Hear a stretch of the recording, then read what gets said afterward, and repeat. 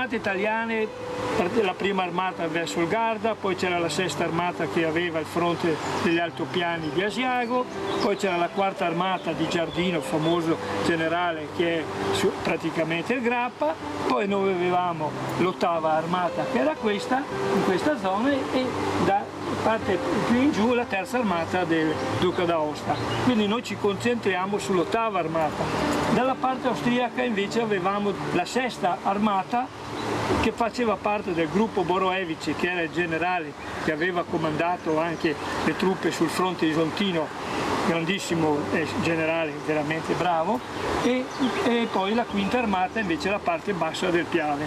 Quindi abbiamo l'ottava armata e la sesta armata. L'ottava armata comandata dal generale Pennella, e che era stato anche, poi vedremo le sue purtroppo titubanze, ci ha creato un po' di problemi.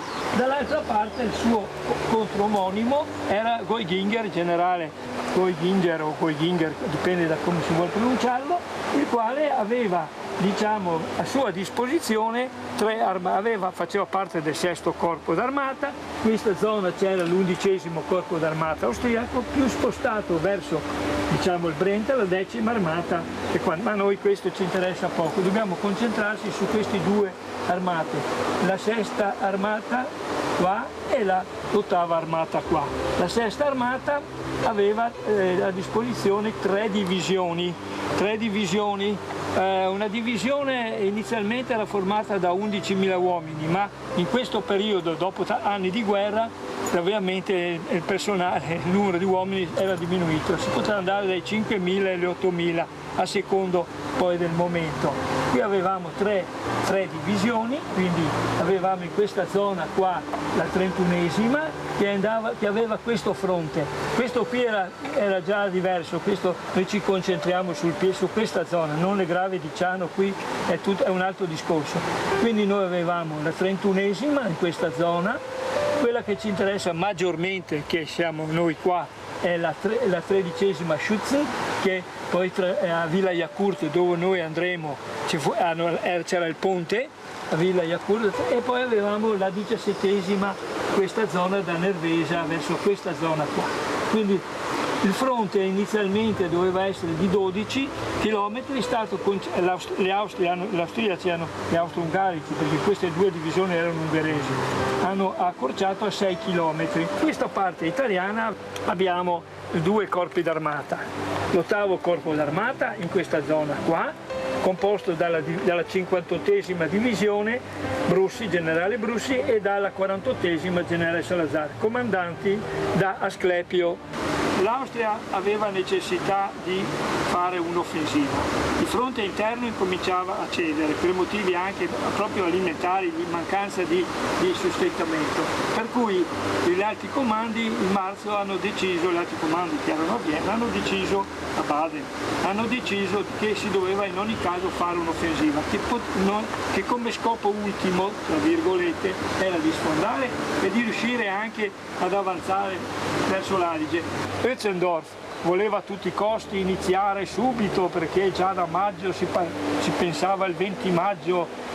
Boroevic ha detto: signori miei, qua io devo avere uomini, mezzi, canoni, tutto il necessario per sfondare il piano, quindi devo attendere almeno il 20 giugno, se non più tardi, perché altrimenti non ho la forza sufficiente. E invece tira molla, hanno dato ragione al testone, che era quell'altro, per cui hanno deciso il 15 giugno. Ecco, siamo arrivati, chiudiamo il discorso del perché siamo arrivati al 15 giugno. Perché le date, uno diceva una cosa e un altro hanno detto vabbè, allora se non è l'11 giugno facciamo il 15. E lì Boroevic ha accettato anche di malavoglia, dicendo: io purtroppo ho quelle a disposizione, quelle forze che ho, cercherò in ogni caso di portare avanti l'offensiva. Buongiorno, stiamo parlando sempre della guerra, naturalmente, perché tutti noi ogni mattina facciamo una guerra incredibile, speriamo di essere ascoltati, ma c'è sempre qualcuno che va da un'altra parte, invece i temi da trattare sono tanti, sono veramente dei temi importantissimi, riguardano le persone, riguardano tutti noi, riguarda questa povertà che mi preoccupa. Io oggi sto preparando per domani il Banco Solidale, so che arriveranno sempre più famiglie in difficoltà e ripeto, non sono barboni e ripeto, non sono in grado più di gestire la famiglia, hanno mutui incredibili, hanno le bollette, non riescono a fare la spesa, i figli da crescere. Guardate che è una situazione drammatica e noi non riusciamo a dare risposte, non abbiamo comunità per i ragazzi da inserirli perché ce ne sono pochissime, gli aiuti alla famiglia sempre meno. Io non so se qualcuno riesce a capire, ieri mi diceva un anziano che mi ha firmato, un diversamente giovane come lo chiamo io: ma Mirella, con una bomba, solo con una bomba, quante persone daremo da mangiare o troveremo casa? Solo con una bomba? Ecco, queste sono le riflessioni che fanno i nostri diversamente giovani dopo una vita di lavoro, di sacrifici con pensioni bassissime. Ne parleremo questa mattina con Marco Zabotti, direttore scientifico Istituto Diocesano Beato Tognolo di Pieve di Soligo. Grazie dottor Mirella. Zabotti Buongiorno di essere qui. Buongiorno a tutti. Saluto anche da Roma il dottor Andrea Toma, responsabile area economica, lavoro e territorio Censi, Istituto di ricerca socio-economico italiano. Dottor Toma, io non so come ringraziarla. Buongiorno dottore, almeno dalle persone competenti, perché guardi, di politicanti che blatterano, che danno dei numeri pazzeschi, è una cosa incredibile. Noi vogliamo invece persone che hanno studiato il tema, che sanno quello che dicono, che ci danno dei numeri veri, dei numeri certi, perché di questo abbiamo bisogno, perché sennò la confusione regnerà sempre sovrana. Ma forse nella confusione qui qualche politico ci gioca e anche bene, questo lo dico io naturalmente e non lo dicono i miei ospiti. Allora io inizierei proprio da lei, dottor Toma. Cosa ci dice? È iniziato il 2024, ci sono dei problemi enormi nelle case, nelle famiglie, le materie prime che costano tantissimo. Prego dottore, lavoro che non se ne trova, specialmente dei quarantenni su, ma anche per gli altri? Allora, sì, anche il 2024 è iniziato un po' all'insegna dell'incertezza, cioè ci stiamo portando appresso un po' di crisi che si sono scatenate negli ultimi 2 anni, e sia la guerra che l'inflazione hanno portato fuori oltre la soglia della povertà parecchie famiglie italiane, e quindi la situazione è abbastanza critica in alcuni ambienti, in alcune situazioni. Dall'altra c'è da dire che altri ambiti sono riusciti a scaricare l'effetto dell'inflazione, e questo naturalmente ha portato anche a una maggiore disuguaglianza, una polarizzazione all'interno della nostra società. Quello che vedo è che naturalmente la perdita di potere d'acquisto dovuta all'inflazione è quello che sta in qualche modo mettendo in crisi molte famiglie italiane, non soltanto le famiglie di condizione economica bassa, ma come abbiamo fatto, come abbiamo detto anche di recente in alcune nostre ricerche, è proprio il ceto medio che sta perdendo colpi e sta accusando maggiormente la crisi. Sono soprattutto quelli che hanno un reddito da lavoro dipendente che stanno soffrendo di più, e questo naturalmente ha anche un effetto generale sull'occupazione, sulla crescita, e quindi è tutta una situazione che non si riesce a sbloccare. Fino a questo momento non vedo nulla, non c'è nulla che possa dare, un po' di benzina alla crescita, ma avendo anche un debito pubblico molto elevato, i margini di manovra restano molto, molto bassi. Dottor Toma, io ho un amico che proprio questo fine settimana è andato in Albania, perché la moglie lavora per un grosso marchio e hanno aperto un punto vendita in Albania. E quello che ha visto, mi riferiva proprio ieri, mi fa proprio piacere parlarne con lei, ha detto che ha visto tantissimi italiani, macchine da 100.000 euro in su, tutte straniere, neppure una italiana, con queste persone che cercano di investire nel territorio albanese, perché è una forma nuova, un altro paesaggio da scoprire e forse da sfruttare. Ma perché questi non investono in Italia e diamo loro la possibilità, quei problemi che abbiamo qui nel territorio di occupazione, anche un territorio anche pieno di risorse, basterebbe centrare l'obiettivo, si permette di andare a investire in questi paesi? Per carità, io non dico che è sbagliato, perché è sempre funzionato così, il mondo gira così e non si ferma di sicuro. Però nel momento che il tuo paese è in crisi, la politica non dovrebbe obbligare questi grandi industriali, queste persone a investire nel proprio territorio, a investire nella persona umana. Cosa servono le risorse umane, io mi chiedo. Prego, dottor Toma. Allora, il fatto che si possa andare a investire all'estero naturalmente fa parte delle libertà economiche di cui noi ci siamo in qualche modo resi garanti all'interno del nostro paese, anche in Europa e anche nei paesi, diciamo, confinanti.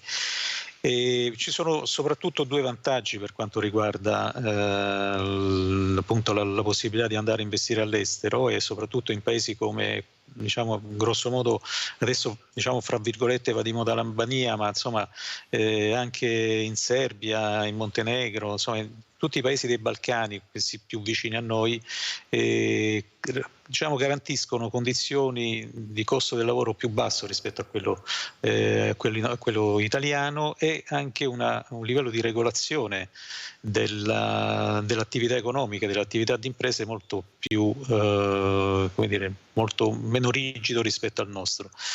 E naturalmente questo è quello che ci dicono anche le imprese che investono in Italia. Ci sono troppe regole, ci sono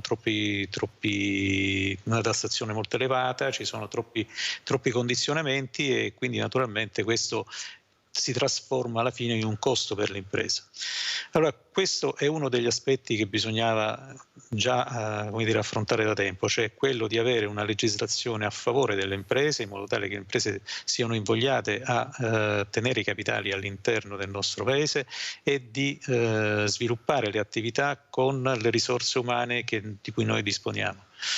Se il costo del lavoro è molto elevato rispetto agli altri paesi, c'è un antidoto che è quello della qualità delle risorse umane, perché le imprese che invece non delocalizzano puntano molto sulla qualità del lavoro che si può esprimere in Italia. Le competenze, soprattutto nel manifatturiero, sono molto più elevate rispetto agli altri paesi concorrenti. Anche nell'edilizia, dico io, dottor Toma? Nell'edilizia, guardi, l'edilizia è un caso un po' a parte, diciamo, in questo momento, perché effettivamente c'è avuto un grande boom dal 2021 fino agli ultimi mesi, che è stato spinto dal super bonus, come sapete, e che quindi è stato, diciamo, uno dei settori portanti della ripresa dopo il Covid. E adesso invece quegli incentivi e tutte quelle agevolazioni si sono ridotte, e naturalmente adesso il settore si troverà di fronte a almeno un anno, diciamo, di riassestamento, ma un riassestamento che va verso il basso, quindi anche l'edilizia la vedo abbastanza esposta, diciamo, a problemi di mantenimento della crescita. Quindi regolazione dell'attività di impresa e costo del lavoro rimangono uno degli aspetti fondamentali. Noi abbiamo fatto di recente anche un'indagine con gli investitori esteri, e quello che ci dicono è sempre più o meno sempre lo stesso, cioè un peso della burocrazia molto elevato, e anche questo sarebbe stato uno dei grandi obiettivi del PNRR da affrontare, ma non mi pare che ci siano stati grandi avanzamenti da questo punto di vista, e anche aspetti che in qualche modo sono legati al carico fiscale, al costo del lavoro, e anche naturalmente anche a fattori esterni. È vero che, diciamo, dallo scatenamento della guerra in Ucraina in poi i costi delle materie prime sono molto aumentati, e questo è un problema sia dal punto di vista diciamo dei beni energetici, ma anche dei beni in qualche modo che servono per i fattori, per i processi produttivi. Dottor Toma, l'ultima domanda, poi passiamo al dottor Zabotti. Ma la storia insegna, noi l'abbiamo già fatto questo con la Romania. mi ricordo benissimo, anzi ci aiutavano le imprese, si davano soldi, il governo italiano dava soldi perché le imprese andassero in Romania. E abbiamo messo in ginocchio interi laboratori, abbiamo messo in ginocchio intere famiglie, queste sono risorse umane, anche perché, come dice lei, i costi erano bassissimi, però quando arrivava il prodotto in Italia non è che lo pagassimo meno, lo pagavamo alla stessa maniera e durava anche molto meno. Lei sorride, a me viene da piangere perché è una storia che abbiamo già visto, adesso iniziamo con l'Albania. Ma allora c'è la volontà di distruggere il paese, dottor Toma, è inutile che che ce lo dicano prima chiaro e tondo, perché la storia è questa, è successo con la Romania, sta succedendo adesso con l'Albania, stessa storia. Non c'era niente in Romania, adesso vai in Romania e vedi cosa c'è. Non c'era niente in Albania, non c'è niente al momento, ma vedrai fra poco cosa ci sarà. Ma allora continuiamo a impoverire il nostro paese con le risorse umane, con quello che abbiamo. Prego, dottor Toma, poi sentiamo anche il dottor Zabotti. Sì, la storia qualcosa ci ha insegnato, nel senso che comunque per quanto sia tutti quegli imprenditori che in qualche modo hanno investito, italiani che hanno investito in Romania, ne hanno avuto un ritorno non indifferente. E è anche vero, e quindi naturalmente su questo si sono anche, come dire, hanno anche avuto un percorso di crescita molto elevato dal punto di vista dei profitti, eccetera, eccetera. E la stessa cosa è quello che noi cerchiamo di fare anche sull'Italia, cioè quello di attrarre degli investimenti da parte estera. Noi abbiamo in Italia localizzate molte aziende di matrice estera che investono in Italia e che naturalmente trovano profitto, ottengono profitto grazie anche alle condizioni. E soprattutto, ripeto, grazie anche alla qualità del lavoro e alla qualità delle risorse umane che noi abbiamo. E se c'è una cosa che, diciamo, collega un po' il caso della Romania e il caso dell'Albania, diciamo, in tempi diversi, è forse quella che viene chiamata un po' negli ultimi tempi con un concetto abbastanza interessante, che è quella della brevimiranza, cioè quello di concentrarsi soltanto sul breve periodo, sul coso, e quindi quello di andare a cercare le condizioni migliori dal punto di vista dei costi, ma non tanto di una prospettiva di crescita di lungo periodo. Questo che noi dovremmo in qualche modo cercare di far capire alle imprese che stanno in Italia, cioè di avere una visione un po' più di lungo periodo e mantenere, come dire, gli investimenti in Italia, perché comunque il fatto di disporre di una qualità del capitale umano, delle risorse umane elevata, nel lungo periodo riporta un ritorno all'investimento molto elevato. E questo ce lo dicono che cosa? Ce lo dicono i settori portanti un po' del nostro sistema produttivo, delle nostre imprese, cioè quelli del Made in Italy, che sono in grado di esportare in tutto il mondo e da questo punto di vista questa qualità proviene effettivamente dalle competenze che noi abbiamo, che non ci sono paragoni in altri settori, in altri paesi. E questo che dobbiamo fare, cioè allargare la logica del Made in Italy, allargarla anche ad altri settori produttivi e estendere questa capacità produttiva, perché noi comunque in Italia abbiamo una base manifatturiera molto forte, abbiamo una qualità dei prodotti molto elevata e, ripeto, abbiamo delle risorse immateriali dal punto di vista appunto delle risorse umane molto elevate, e che su quello dovremmo puntare. Quindi ritorno, diciamo, alla cosa: scuola, formazione, insistere su quei settori lì, su quei segmenti, insistere sui giovani e far vedere che comunque c'è una prospettiva di crescita per il Paese. Grazie veramente, dottor Toma, per questa spiegazione molto importante che lei ha dato. Allora, prima di parlare col dottor Zabotti, andiamo a vedere il video che ci ha mandato, che è molto importante perché parla di capitale e lavoro. Andiamo a vedere, poi lo commentiamo col dottor Marco Zabotti.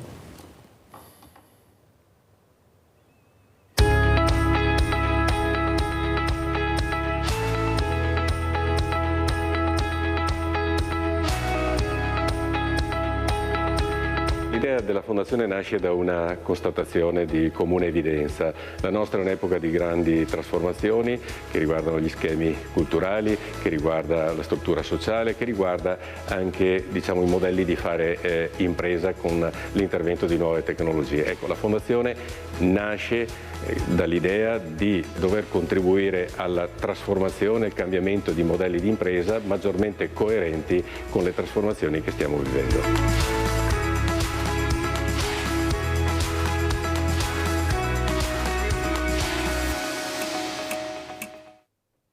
Allora, dottor Zabotti, abbiamo sentito questa competenza da parte del dottor Andrea Toma, che dà dei numeri che veramente sono numeri veri, seri, che dà un quadro generale di questo meraviglioso paese con una genialità e una creatività che tutti ci invidiano, però non riusciamo a decollare. Prego. Sì, allora sono tre gli aspetti che vorrei mettere in luce. Il primo, ringrazio anch'io perché è chiaro che ormai da tempo si moltiplicano gli appelli rispetto alla problematicità della situazione sociale. Cioè questa idea che ormai il ceto medio e un numero di famiglie crescente sta incontrando soglie vicine alla povertà. Cioè, parliamo di povertà materiale nell'anno 2024 in un paese leader che fa il G7, cioè un paese leader a livello internazionale, a livello mondiale. Come a dire, ci sono meccanismi ormai economici e sociali straordinariamente preoccupanti in questo paese qua. Vuol dire che l'ascensore sociale si è bloccato, che ci sono fasce di giovani che evidentemente non trovano la conciliazione tra i tempi della formazione e i tempi del lavoro, che c'è evidentemente un caro vita che sta affliggendo le fasce proprio medie della popolazione. Quindi, come dire, c'è una fatica, una grande fatica nello stare dentro un contesto economico e sociale che già anche dal punto di vista produttivo, penso all'esperienza di Vicenza che ormai da alcune settimane si sta profilando, cioè la diminuzione della produzione industriale, cioè con un segnale in un distretto leader industriale come quello di Vicenza che segna questo, come dire, elementi di preoccupazione. Secondo aspetto, è già stato detto, ma io lo ribadisco, di fronte, giustamente si diceva, ormai da tempo questo ormai si registra, c'è un'esigenza di una risposta politica, ma di straordinaria sensibilità, di straordinaria attenzione. Cioè, come a dire, sto paese qua, che giustamente noi diciamo ha infinite risorse, questo Made in Italy che ha questo talento, questa visione, questa imprenditorialità, questa laboriosità, questa ormai capacità di internazionalizzazione dei suoi prodotti, cioè questo gusto, questa idea del prodotto italiano che continua ad essere assolutamente attrattivo. Ecco, noi su questo non riusciamo adeguatamente a dare una soluzione, a dare un investimento, a dare una prospettiva, a tagliare tutti quei meccanismi burocratici, tutti quegli impedimenti che non liberano, ecco, la capacità dei nostri imprenditori, non liberano anche la capacità di creare ulteriormente produzione e reddito e favorire questo meccanismo sociale economico migliore. Terzo aspetto, ma c'è un paese che non si arrende. Questo è il tema di fondo, no? Lo sa benissimo Mirella, c'è una dinamica sociale oggi che per fortuna vede ancora delle sensibilità, delle competenze, delle persone che rispetto a questi temi non si arrendono e dicono bisogna comunque affrontare questa nuova fase in cui c'è la transizione del digitale, la transizione della sostenibilità.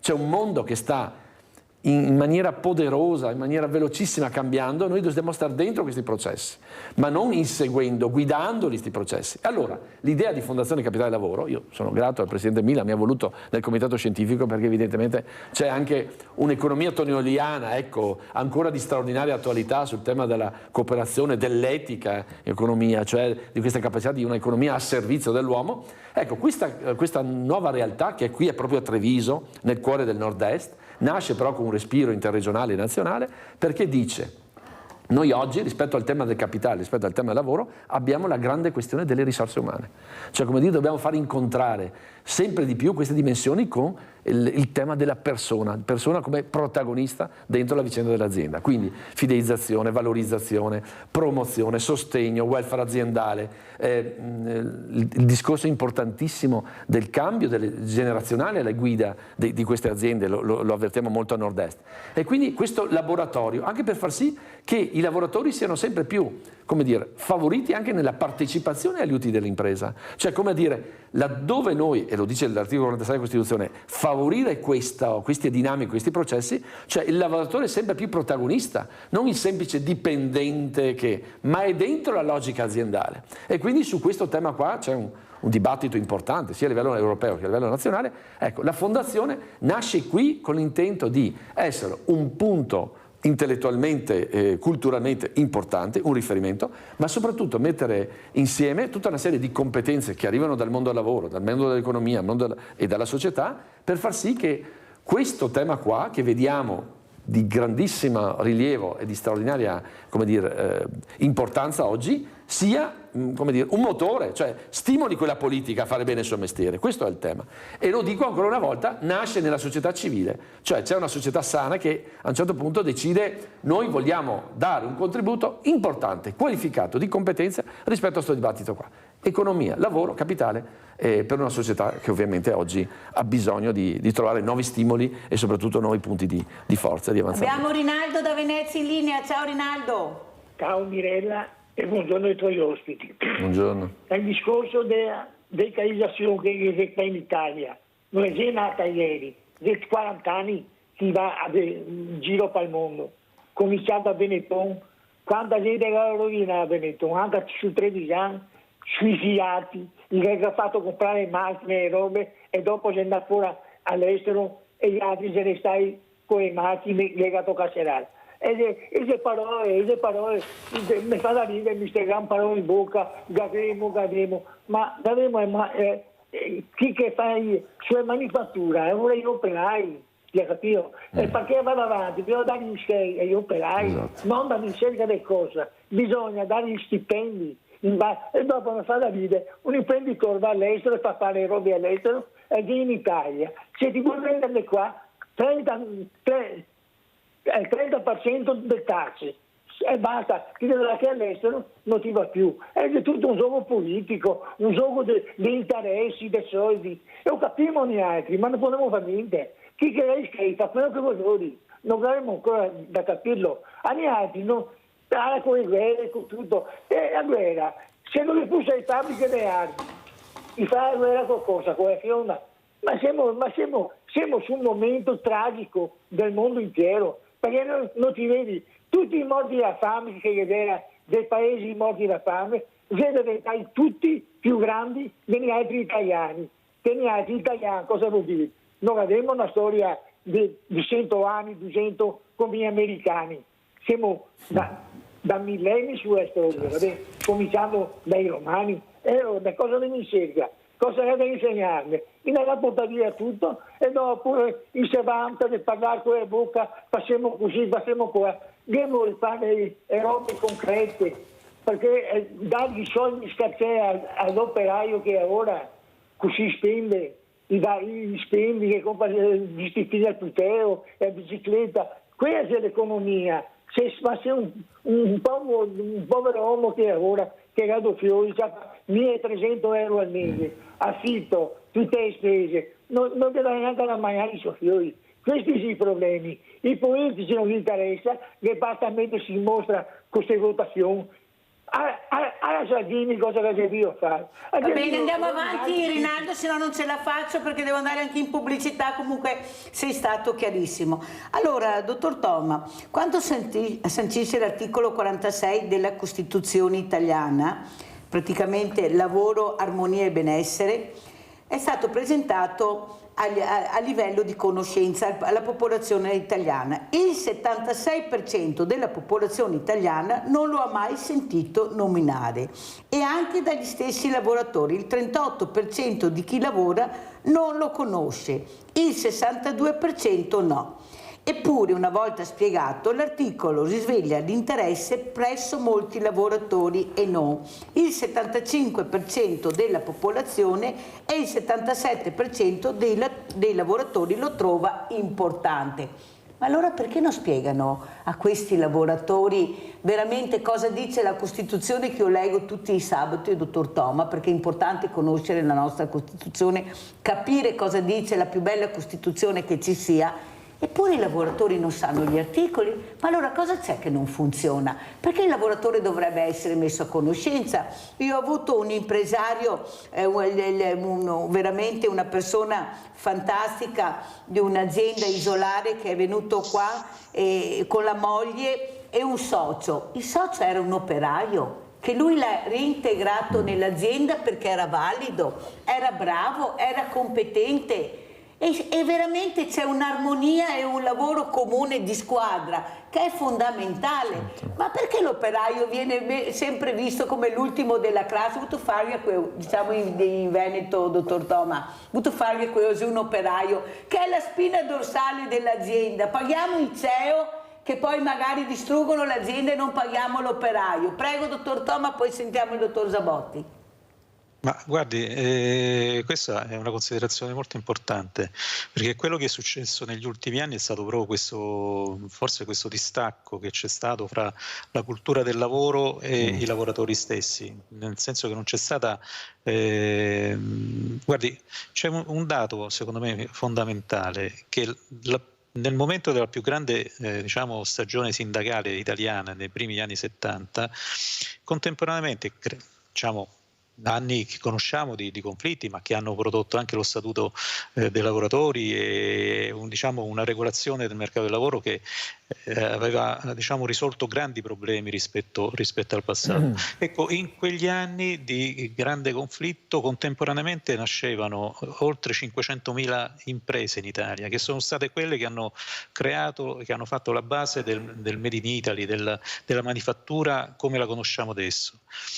E buona parte di quelle 500.000 imprese nate, piccole imprese nate in quegli anni, erano fatte da operai che erano usciti dall'azienda da cui lavoravano e avevano creato la propria azienda, perché avevano acquisito le competenze e la capacità per fare in proprio prodotti nuovi, prodotti anche di qualità, e naturalmente quella è stata diciamo, una grande ondata proprio nel momento in cui c'era il livello più alto di consapevolezza dei lavoratori nei confronti dei loro diritti. Ecco, forse quello che abbiamo perso invece negli ultimi 20 anni, negli ultimi 30 anni. C'è stato secondo me questo distacco, c'è stata una perdita diciamo di rappresentanza dei lavoratori anche in funzione di quello che si diceva prima, cioè quello della collaborazione d'impresa, della partecipazione dei lavoratori alle attività, all'attività dell'impresa, perché non c'è nessuno come l'operaio che ha diciamo contatto diretto con i processi produttivi, in grado appunto di dare le soluzioni migliori e migliorative per fare sempre meglio all'interno dei processi produttivi. Ecco, questo è un grande problema che in questo momento la scuola e i processi diciamo di formazione professionale non riescono a colmare, perché comunque è anche vero che le competenze si creano all'interno delle aziende.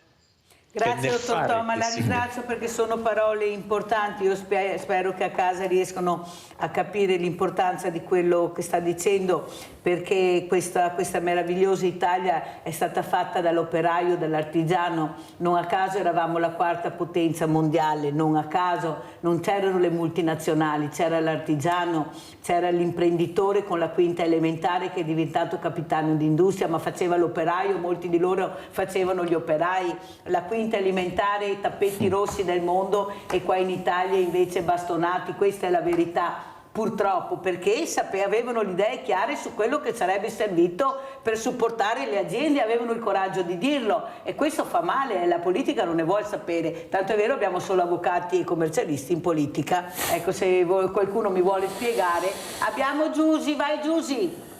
Ciao Mirella, buongiorno ai tuoi ospiti. Buongiorno. Mirella, posso fare un appello? Prego.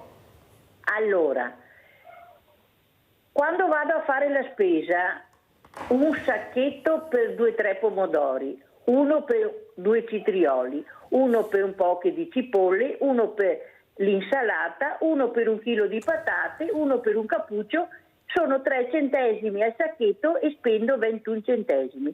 Ma è possibile chi va a fare la spesa tutti i giorni avere tutti questi sacchetti? Saranno anche biologici? Anche lì ci sono le spese di smaltimento. ho pensato di andare con i sacchetti che ho adoperato 2 giorni prima, anche se hanno appiccicato lo scontrino, perché Mirella mi viene da piangere vedere tutta questa plastica, chi va a fare la spesa tutti i giorni, centinaia di sacchetti che non capisco più niente. Io voglio presentarmi quei sacchetti che sono andata ieri, anche se su c'è lo scontrino. Vediamo cosa mi dicono. Io sono stanca di pagare sempre questi 3 centesimi ogni sacchetto, ogni giorno chi va a fare la spesa, ma perché non vado tutti i giorni? È possibile che non si possa cambiare questo metodo?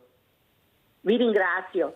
Abbiamo sentito l'appello di Giusy, allora sentiamo velocissimo il dottor Zabotti, poi andiamo in pubblicità sul commento che facciamo. Io direi, aggiungo semplicemente una nota stavolta di fiducia, ecco, rispetto alla questione delle imprese. Cioè siamo noi in un territorio nord-est in cui per fortuna c'è una storytelling, c'è un racconto che purtroppo non viene fatto adeguatamente di tante imprese che sono nella logica proprio di una collaborazione, di un'idea, ecco, di un umanesimo attento alla dimensione della partecipazione, della collaborazione, della sinergia. Questi dipendenti sono collaboratori, cioè sostanzialmente ci sono degli imprenditori illuminati, ce ne sono tanti, sempre di più, anche perché ormai entriamo nella logica della sostenibilità, sia dal punto di vista economico che sociale, che ambientale e quant'altro. Queste soprattutto sono aziende che ormai sono di nuova generazione, che stanno guardando anche all'occhio importante, cioè da protagoniste, sono loro che portano a livello internazionale il prodotto italiano, no? Cioè sono internazionalizzate e quindi hanno ormai competenze e specializzazioni in tanti settori molto ampie, molto elevate, e hanno questa capacità, hanno deciso che per i propri dipendenti c'è un fattore importantissimo che è quello del benessere, cioè più un collaboratore, un dipendente è, come dire, si sente a casa sua, si sente in famiglia, si sente valorizzato, si sente promosso. Quindi queste realtà hanno messo in piedi ormai da tanti anni un sistema di welfare aziendale per cui a fine anno ci sono migliaia di euro a sostegno delle famiglie. Penso a tutti i benefit, penso al discorso delle borse di studio, vacanze, cioè tutto quello che può fare bene alla dimensione della persona, dell'imprenditore, della sua famiglia. E quindi c'è una fideizzazione, è uno degli obiettivi anche della Fondazione Capitale Lavoro, cioè mettere questo tema al centro delle politiche industriali, cioè fare sì che l'esemplarità di queste aziende, ce ne sono molto di più di quelle e nascono proprio da una storia imprenditoriale generata magari dal capannone di casa, dal garage di casa, perché ne abbiamo esperienze, penso alla mia sinistra Piave Trevigiana, ma penso a questo Veneto che ne ha davvero tantissime, hanno questa ormai hanno deciso di investire su questo. Il tema di fondo è che noi non sufficientemente le conosciamo e non sono sufficientemente comunicate queste esperienze. Allora vede, dottor Zabotti, noi avevamo un illuminato, uno che invece era conosciuto, perché era conosciuto nel mondo e fortunatamente l'abbiamo conosciuto anche noi, che era Del Vecchio, dottor Leonardo Del Vecchio, che lui i profitti li investiva nei dipendenti, negli operai. È stato uno dei pochi che ha capito subito l'importanza dell'azienda con l'operaio. Tanto è vero che io penso che abbiamo visto per la prima volta gli operai piangere alla morte di questo grande imprenditore. Io non ho mai visto operai che piangevano al funerale dei propri, anzi ne ho visto anche pochi, dire la verità, forse non li conosco, non lo so.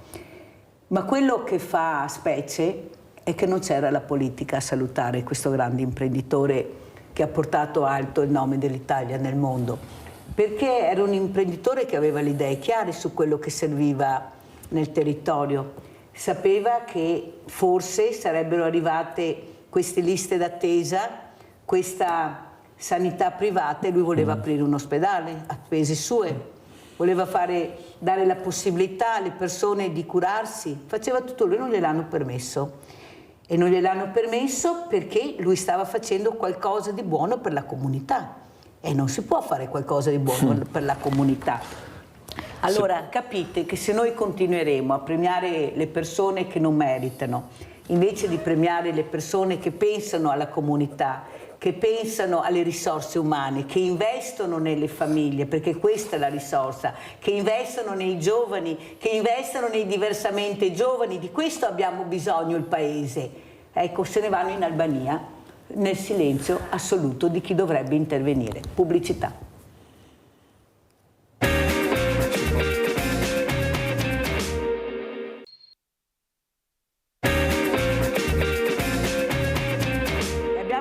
Fabio da Padova, vai Fabio. Ciao Mirella, Ciao. saluto tutti. Senti, volevo dire che io negli anni 70-80 mi ero aperto una serigrafia a Padova e eravamo solo in 3 e ho cominciato da zero e mi sono organizzato, insomma un po' alla volta mi sono preso le macchine, certe macchine le ho anche fatte fare io e dopo a un certo punto, quando ho cominciato ad avere più lavoro, perché ce n'era parecchio, ho preso degli apprendisti e l'apprendista costava poco rispetto a un operaio e dopo questi apprendisti negli anni anche loro a loro volta dopo quando dopo sono andati in militare insomma dopo alla fine si sono aperti anche loro delle attività a livello pubblicitario. Quindi non capisco perché ad oggi non c'è più l'apprendistato. Che l'apprendistato mi sembra che sia una cosa buona sia per le persone che devono imparare un mestiere e anche per i datori di lavoro. Io ero artigiano, non ero un industriale, che avevo delle spese minori di quelle di un operaio. Volevo dire solo questo. Grazie Fabio. Tutti. Molto grazie, una testimonianza importante. Prego dottor Zabotti, so che lei voleva aggiungere qualcosa. Sì, aggiungo in evidenza quello che giustamente Mirella aveva sottolineato prima, cioè come Istituto Beato Toniolo noi la prima edizione del premio Giuseppe Toniolo l'abbiamo attribuita proprio a Leonardo Dal Vecchio, proprio tema del welfare aziendale, come una grandissima intuizione anticipatrice noi oggi diciamo. E oggi ci rendiamo conto che cosa vuol dire ai sensi anche della situazione economica e di quello che dovremmo fare dal punto di vista dell'impresa, del rapporto tra capitale e lavoro, con il lavoratore al centro anche di questa dinamica, no?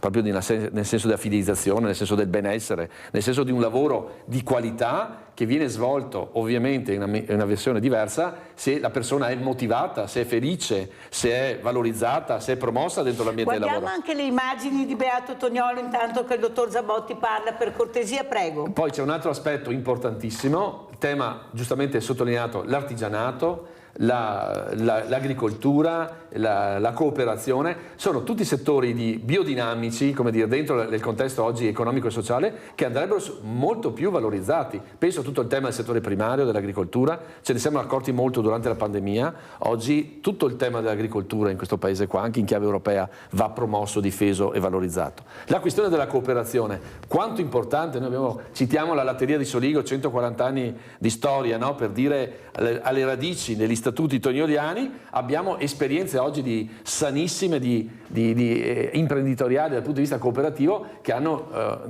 grande valore, che hanno e grande vediamo forza. I giovani sono stati al centro dei nostri premi. Questi sono guide, insieme alla scuola sono riusciti a formare dei giovani studenti che valorizzano, promuovono, fanno conoscere lo straordinario patrimonio religioso, culturale e artistico del nostro territorio. Poi c'è tutto un tema legato proprio anche alla valorizzazione delle risorse che abbiamo noi. E allora da questo punto di vista l'altro giorno ero in prefettura a Belluno per la festa del 2 giugno, queste biografie, queste figure, questi veneti illustri che hanno saputo anche a livello internazionale partire e portare, penso a quella volta, l'esperienza del gelato, ma tanti lavori, tante iniziative anche imprenditoriali, cioè come noi abbiamo un precipitato di storia, abbiamo una realtà di persone che, come dire, noi oggi giustamente dobbiamo salutare e premiare, perché è solo riconoscendo il valore di queste esperienze, di questi esempi, che anche i giovani di oggi potranno essere, no, avere la consegna di una memoria e di un ottimo esempio per la vita sociale. Questo è un altro tema che io pongo, insomma. Vladimiro da Rovigo, vai Vladimiro. Grazie Mirella. Allora, negli anni 60, 70, 80 più o meno, l'Italia era tra le prime 6 economie del mondo, perché a quei tempi era 6 le economie del mondo grandi: Stati Uniti, Regno Unito, Francia, Italia, Germania e Giappone. Tutto il resto non esisteva, come la Cina, l'India, era inesistente, oppure erano economie molto più povere, anche di paesi europei come la Spagna, oppure il Canada, l'Australia. Questo garantiva all'Italia la possibilità che, pur essendo un'economia di mercato, era un'economia, tra virgolette, sicura, perché i concorrenti erano solo gli altri 5 stati, i quali però erano anche i mercati nei quali l'Italia esportava. Per esempio la Germania era un concorrente forte per l'Italia, ma era anche un mercato che è ancora un mercato forte per l'Italia. Quindi allora era sufficiente che lo Stato, tra virgolette, aiutasse la grande industria e giocasse un attimo con la lira, che l'economia italiana andava bene. Adesso le grandi economie nel mondo, molto ma molto di più dei 6 di allora, innumerevoli, che sia Cina, che sia l'India, anche la Russia, l'Indonesia, innumerevoli. E questo crea una novità, crea una concorrenza maggiore come numero di stati e anche diversificata come tipologia. Però crea anche un mercato più grande dei stati ricchi che può comprare dall'Italia. Chiudo. Questo significa una novità, che qua in Italia, per come è fatta l'Italia, è difficile tornare a avere le grandi industrie, però l'industria piccola e media, se è un'industria sgamata, intelligente, inserita nella modernità, riesce a avere molte possibilità, però bisogna che la dirigenza sia moderna, gli operai che siano moderni, che siano formati, che accettano orari di lavoro non come una volta ma diversi, ma paga bene ovviamente. Anche il sindacato deve essere moderno e infine, chiudo, anche lo Stato deve aiutare in maniera diversa l'economia. E qua mi inserisco in un discorso.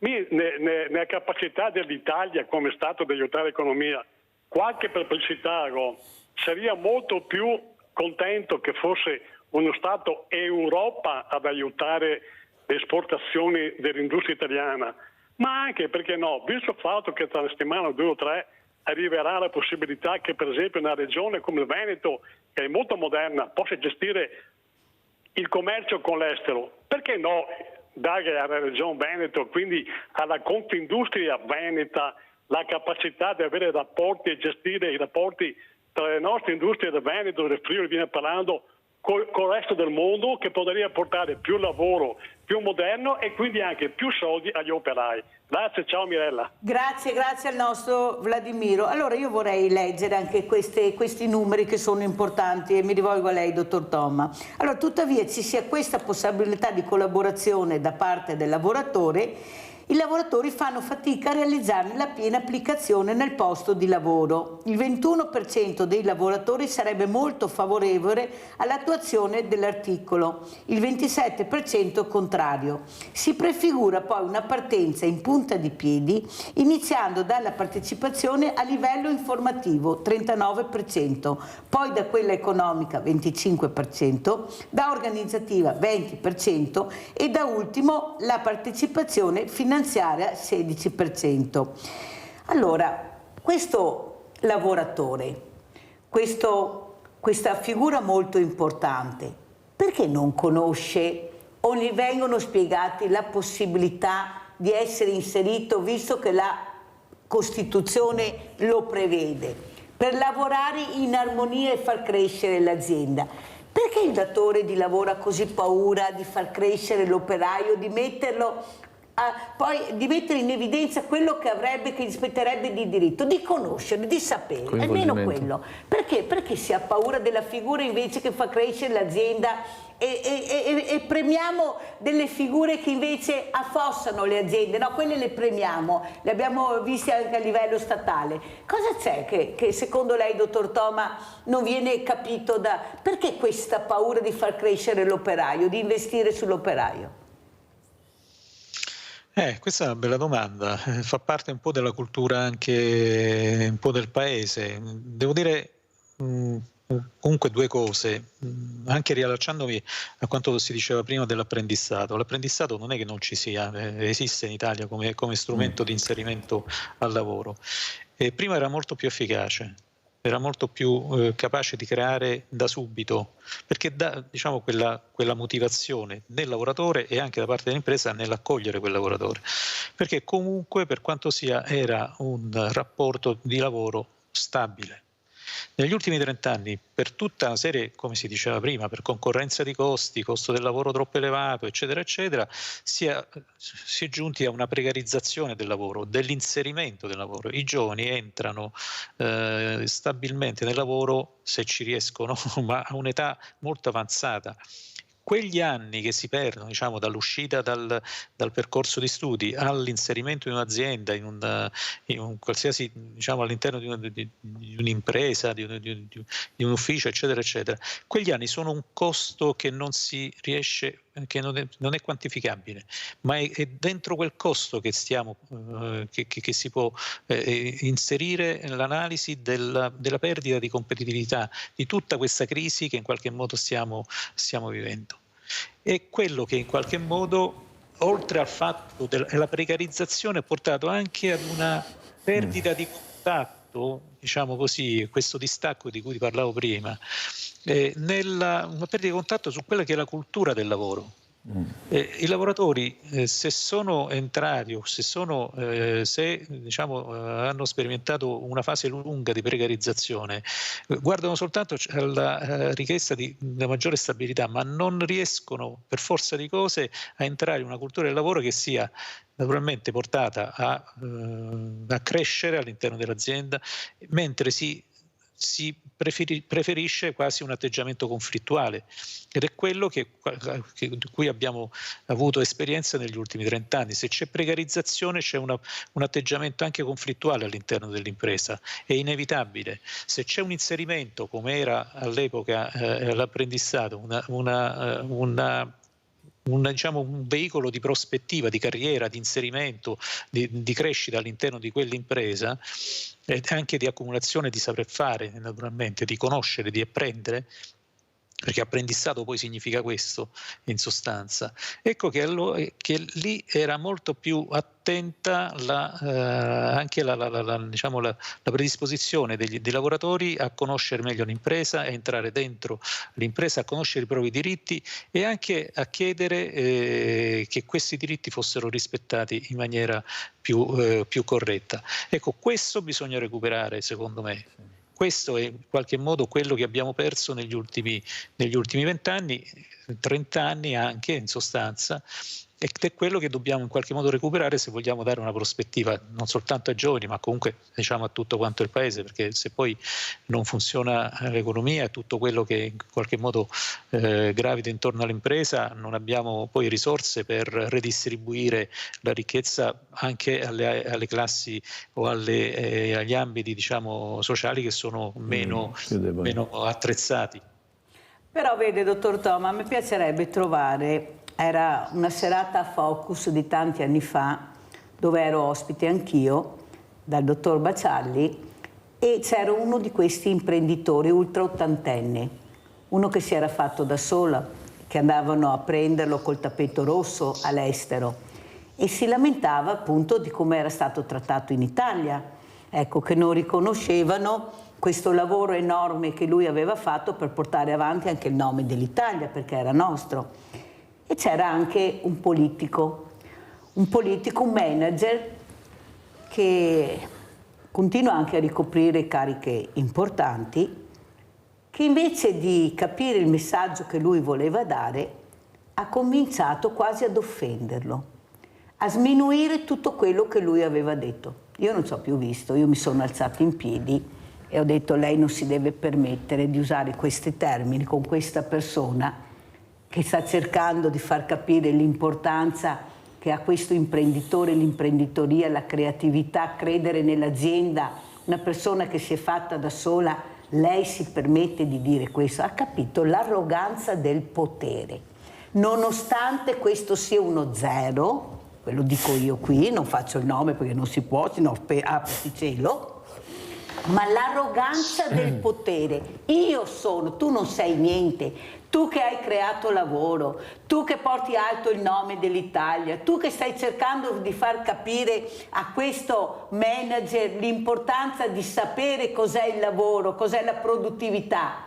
No, perché tu non sei niente. Ma capisce che continuiamo così, dottor Toma? Le sue parole sono chiare, sono chiare. Noi continuiamo a mettere su poltrone importanti delle persone che non sanno, ce la prendiamo con l'Europa, ma nell'Europa abbiamo i nostri politici, abbiamo le nostre persone pagate per portare avanti l'Italia, perché firmano queste persone, ma ce la prendiamo con l'Europa, non con quelli che noi purtroppo abbiamo votato, perché quelli sono i nomi, non è che cambi tanto anche questa volta, guardate bene i nomi, continuiamo naturalmente, però funziona così, perché appunto la politica non riesce a capire l'importanza di questo paese, di questo meraviglioso territorio. Prego, dottor Toma.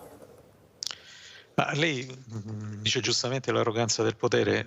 La prima, diciamo, il primo obiettivo di chi sale al potere è quello di mantenerlo, insomma, quindi sappiamo benissimo poi come possa degenerare questo atteggiamento in molti esponenti del mondo politico. Naturalmente non si può fare, diciamo, di tutta un'erba un fascio, ci sono anche altri esempi che si possono contrapporre a quello che lei segnalava. Però è anche vero che io parlavo prima di un distacco, diciamo, fra il mondo del lavoro e l'impresa che si è maturato negli ultimi 30 anni e ha un riflesso anche dal punto di vista politico, cioè anche della partecipazione al voto, alle elezioni da parte della popolazione. Ecco, questo è un riflesso di quella perdita di contatto che c'è stato fra, come diciamo prima, fra la consapevolezza dei propri diritti sul posto di lavoro e anche la partecipazione politica e anche la qualità, diciamo così, di conseguenza che ne è conseguito, cioè della qualità del personale politico che siamo riusciti a esprimere in questi anni. E quindi è da lì che in qualche modo bisogna ricominciare, no? Lei citava la Costituzione e la conoscenza che c'è della Costituzione nella popolazione, che è molto bassa, non soltanto fra i lavoratori ma in genere. Ecco, il mio avviso è proprio da lì che bisogna ricominciare a fare un po' di cultura della democrazia, di quello che c'è dentro, dei contenuti di una Costituzione che è riuscita comunque a mettere insieme gli interessi diversi del Paese. Ed è questo un po' il punto di riferimento da prendere, cioè ci sono degli interessi del Paese che devono essere fatti, devono essere portati avanti e devono essere portati avanti nel modo migliore con un personale che sia in grado di rappresentare, che non ci sia questo conflitto fra politica e impresa. È impossibile, questo non succede in altri paesi. Grazie dottor Toma. Allora vediamo, prima di salutarvi, perché dopo altri ospiti, questa intervista a un'importante donna che è stata a capo degli industriali. Andiamo a sentire l'intervista di Maria Cristina Piovesana, Capitale e Lavoro. Noi abbiamo pensato, quando abbiamo riflettuto sulla nascita di questa fondazione, che il rapporto capitale-lavoro oggi vada interpretato in maniera diversa rispetto a quello che è stato fatto negli anni passati, e in particolare riconoscendo a quelle che noi chiamiamo risorse umane, i collaboratori, un ruolo fondamentale. Pensiamo che la loro partecipazione sia importante proprio per il continuare ad andare avanti e a progredire nelle nostre imprese, per cui si tratta di sentirci tutti partecipi a quello che è un progetto che deve avere chiaramente fini economici, ma che di fatto rappresenta poi anche una ricaduta estremamente positiva per le famiglie, per il territorio dove operiamo. E noi pensiamo che sia fondamentale che le aziende che oggi noi abbiamo, che sono l'ossatura importantissima della nostra economia, della nostra società, siano un bene che deve essere preservato e deve essere curato non solo dall'imprenditore, non solo dalla sua famiglia, ma anche dai collaboratori che stanno all'interno e che hanno, come ripeto, un ruolo fondamentale. Oggi quando noi parliamo di conto economico, risorse umane sono una voce di costo. Nella realtà sono il vero patrimonio di un'impresa e non può essere che il patrimonio di un'impresa non sia direttamente coinvolto in quella che è la vita dell'impresa e soprattutto il futuro dell'impresa. Allora, dottor Toma, come ci saluta e come commenta queste parole? Sono, diciamo, la perfetta conclusione delle riflessioni che abbiamo fatto prima. Questa collaborazione fra imprese e lavoratori è il nodo centrale su cui bisogna ricominciare a investire. Tutti questi strumenti che stanno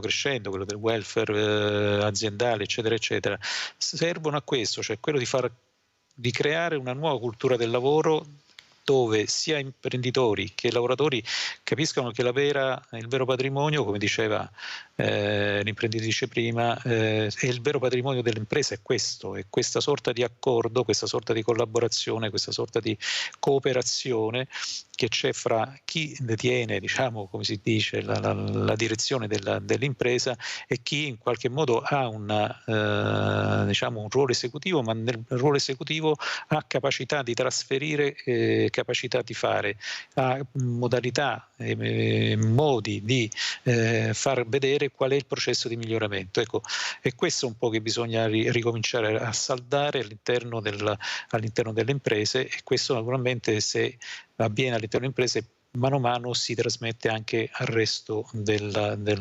società. Grazie veramente di essere stato con noi al dottor Andrea Toma, responsabile area economica, lavoro e territorio Censis, Istituto di ricerca socio-economica italiano, mentre il dottor Marco Zabotti rimane ancora con noi. Grazie dottor Toma. Che tempo Grazie fa a Roma, dottore?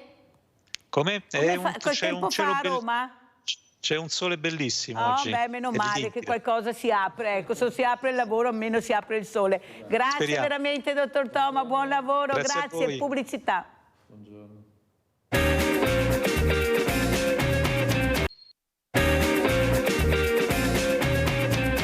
Vi presento altri graditissimi ospiti. Abbiamo collegati Claudia De Marco da Treviso, Presidente Federconsumatori Veneto. Grazie Presidente di essere qui. E saluto anche da Londra Giorgio Vintani, consulente finanziario autonomo. Grazie anche lei, dottor Vintani, di essere qui. Allora, intanto, che tempo fa a Londra, dottor Vintani? È coperto ma non piove. È coperto ma non piove. Allora noi qui siamo molto coperti e molto in stato confusionale, perché ci danno dei numeri che non sappiamo se sono reali o no. Questa finanza, questa alta finanza, molti soldi in tasche di pochi, pochi soldi in tasche di molti. Allora cosa ci dice, dottor Finzani? Com'è la situazione vista dalla sua angolazione da Londra? Parlando di finanza, naturalmente. Allora, dal punto di vista economico c'è stato un progresso delle economie mondiali e anche delle economie europee dopo il periodo del Covid. La stessa Gran Bretagna è stata brevemente in una recessione l'anno scorso. Ovviamente ci sono stati dei forti rialzi di tassi di cui avrete sentito parlare per confrontare il problema dell'inflazione, che appare comunque un problema minore in Europa di quanto non lo sia tuttora in America. La Banca Centrale Europea si incontra giovedì e potrebbe dare il primo taglio dei tassi e con questo diciamo dare un primo impeto all'economia. Per quello che ha detto lei è assolutamente vero, cioè che ci sono tanti soldi nelle tasche di pochi e pochi soldi nelle tasche di molti. Il discorso è che si tratta di avere tramite appunto un rilancio economico un riequilibrio fra diciamo chi ha molto e chi ha meno. Secondo lei, dottor Vintani, c'è questa volontà da parte della politica che deve investire nelle risorse umane, perché sono quelle che hanno fatto grande il nostro paese? È stata la piccola e media industria, è stato l'artigiano.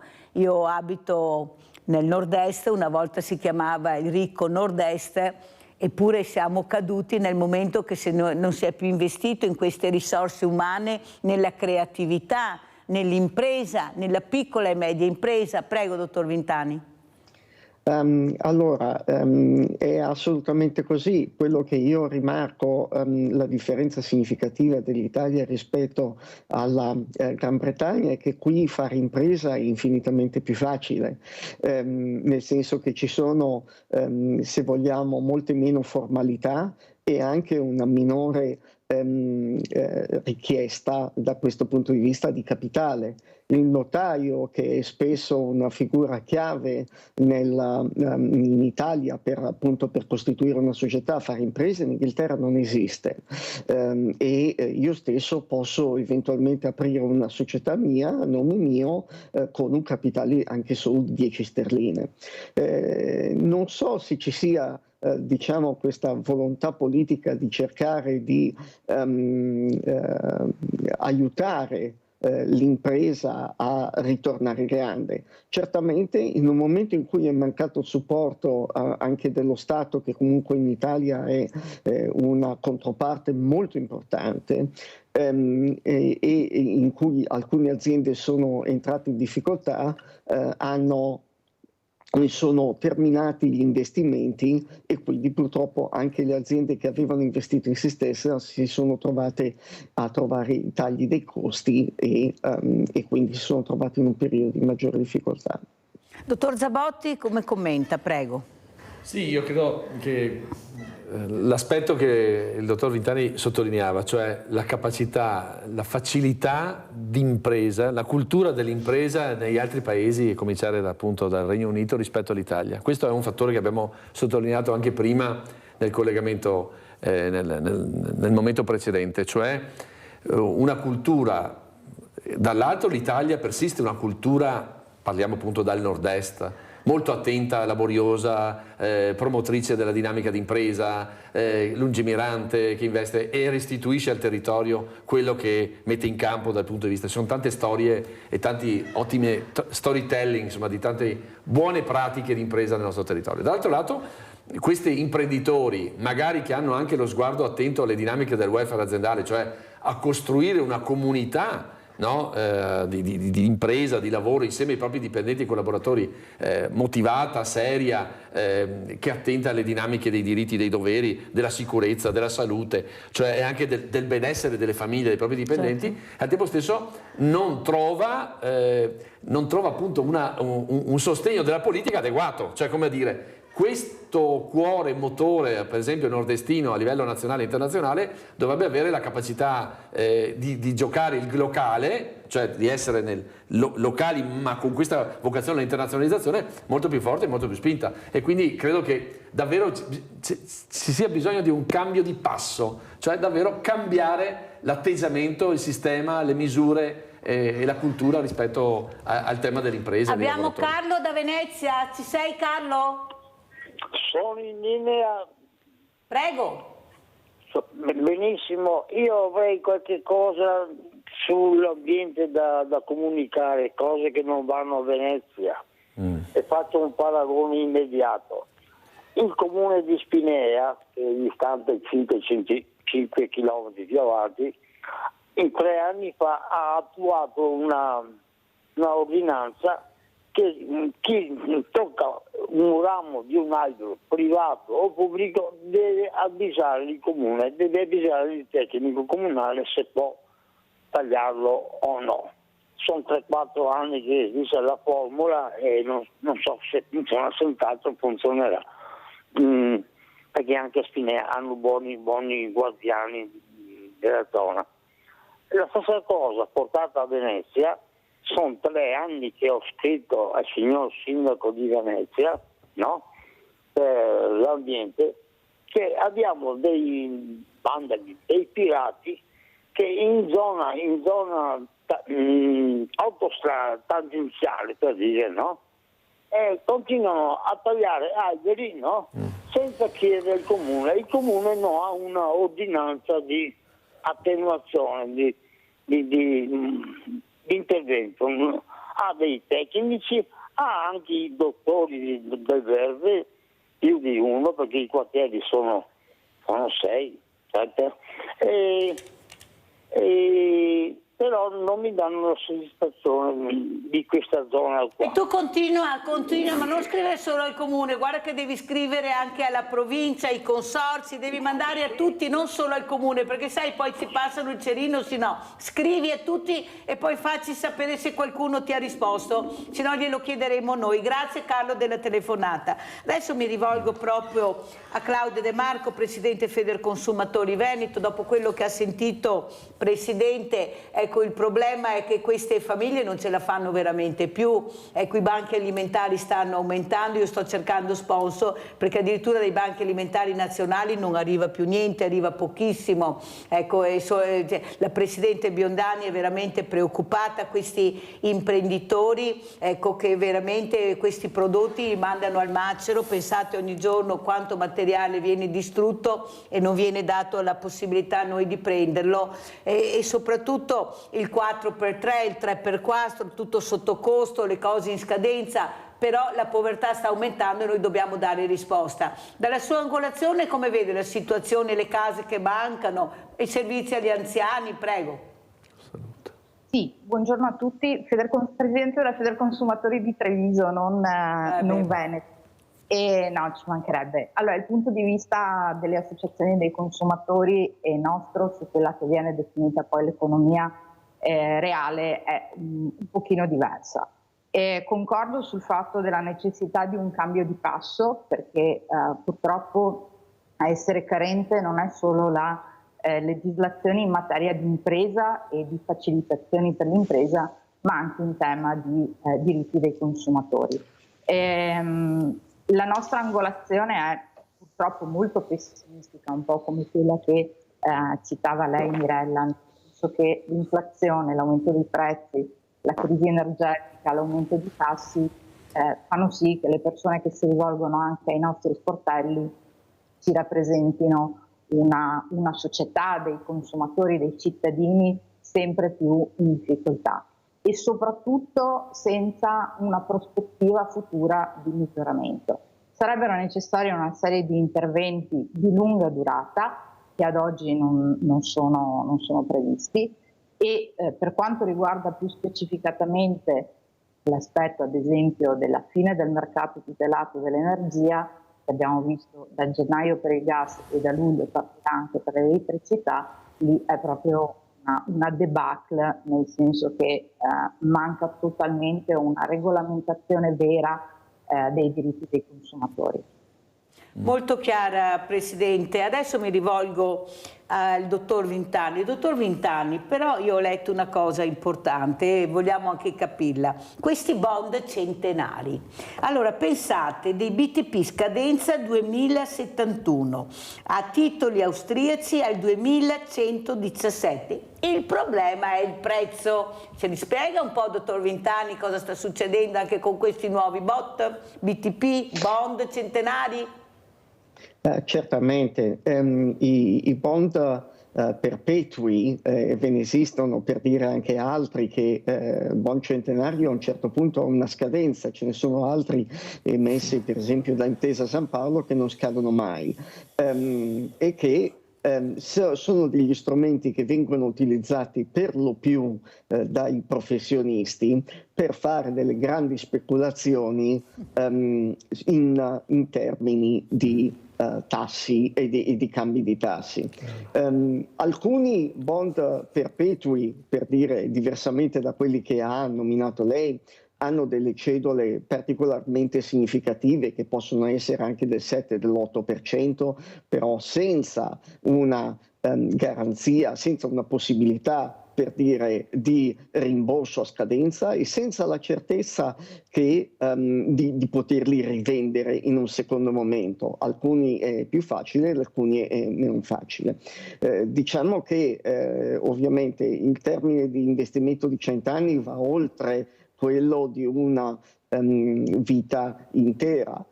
Questi possono essere considerati, per dire, da investitori professionisti o per dire dai privati solo nell'ambito di un'ottica di più di una generazione. Molto chiaro e la ringrazio perché qualcuno investe anche nelle future generazioni, lascia un qualcosa per cercare di dare una mano. Il problema è se queste generazioni riusciranno veramente ad arrivare ad avere questo, perché in Italia e non solo nel mondo in poco tempo, in pochi minuti può cambiare tutto. Però è anche vero, dottor Vintani, che abbiamo gli istituti bancari che sono pieni di soldi. È vero o non è vero? Perché continuano a lamentarsi, però la realtà è un'altra e c'è anche una grande speculazione che ha nomi e cognomi, però la politica non ne vuole parlare, non si vuole toccare. Prego. Allora, la politica, a dire il vero, ha fatto un tentativo con la tassa sugli extraprofitti delle banche, ma recentemente appunto il ministro del Tesoro Giorgetti aveva commentato che tutti hanno optato per la capitalizzazione, praticamente rendendo inefficiente il discorso. Diciamo che proprio dal punto di vista delle banche in Italia si vede un fenomeno curioso che per esempio in Gran Bretagna non c'è, nel senso che le banche si sono sicuramente avvantaggiate da questo rialzo dei tassi che ha permesso loro di fare profitti. Ovviamente i bilanci delle banche sono quanto più ricchi quanto più i tassi sono alti, però allo stesso modo questi maggiori tassi in entrata non sono stati riconosciuti al risparmiatore in uscita, tant'è vero che la gran parte delle banche italiane, inclusa la mia, non offre alcun interesse sui depositi. In Inghilterra questo non succede perché in qualche modo, chi di più, chi meno, ci sono state appunto delle retrocessioni molto più importanti di appunto interessi, cioè salgono gli interessi per le banche, ma salgono gli interessi anche per i consumatori. E poi l'ultimo fenomeno che volevo segnalare è che la presenza di banche online che siano staccate dalla rete è molto più diffusa, per dire, in Inghilterra di quanto non lo sia in Italia. Queste sono appunto delle banche molto più efficienti, con un diciamo regime di costi inferiore a banche che si portano dietro diciamo del personale che probabilmente in questo momento, per come è cambiato il modo di fare banca, non serve più, e quindi possono offrire delle condizioni migliori. Molto chiaro e la ringrazio, forse però non ci hanno accompagnato in questo percorso, dottor Vintani, è là il grande problema, noi non sappiamo, non riusciamo a capire poi dopo quello che è successo con questi risparmiatori che hanno investito e non avevano capito bene dove c'era veramente il punto di domanda e stare attenti, non si fidano più, questa è la verità, non si fidano, abbiamo purtroppo troppi furbetti, dottor Vintani, e noi siamo con le spalle al muro purtroppo anche nel 2024. Abbiamo Maurizio da Stra, vai Maurizio. Sì, pronto, buongiorno a tutti, buongiorno a lei, signora Mirella e ai suoi gentili ospiti. Bisogna ringraziare persone come voi e chi segue il problema e il fatto del banco alimentare e chi fa volontariato, perché chi sostiene la parte dell'Italia sono quelle persone che non si vedono, che si dedicano un po' agli altri, basterebbe dare anche poco, se tutti dessero anche poco, secondo me saremmo nel paradiso. Poi un'altra cosa, si parla di inserire il redditometro, ma io più che inserire il redditometro inserirei lo stupidometro, perché la stupidità purtroppo in Italia, io vedo in questi ultimi anni, è aumentate in maniera esponenziale, non so da cosa dipenda. Oltretutto, non solo noi stiamo vivendo una emergenza sanitaria, economica, stiamo vivendo anche una emergenza sociale, civile, degna da paesi terzo mondo. Mi spiego meglio. Oltre il 30 milioni di italiani è a rischio analfabetizzazione a causa dei mezzi informatici che hanno ridotto le persone a non utilizzare più il pensiero. C'è gente che conta con le mani perché esiste la calcolatrice, persone che non hanno mai aperto un libro, persone che non riescono a elaborare un semplice manuale di istruzione. di un qualsiasi oggetto, tipo un elettrodomestico. L'Italia è al secondo posto dopo la Turchia come ignoranza funzionale. Cosa significa questo? Che un qualsiasi piffraio magico che va al potere manda il paese in malora. Anche questa è un'emergenza, bisogna farlo presente, non c'è solo quella sanitaria ed economica, ma anche questa sociale. La ringrazio e grazie ancora per quello che state facendo per le persone in povertà.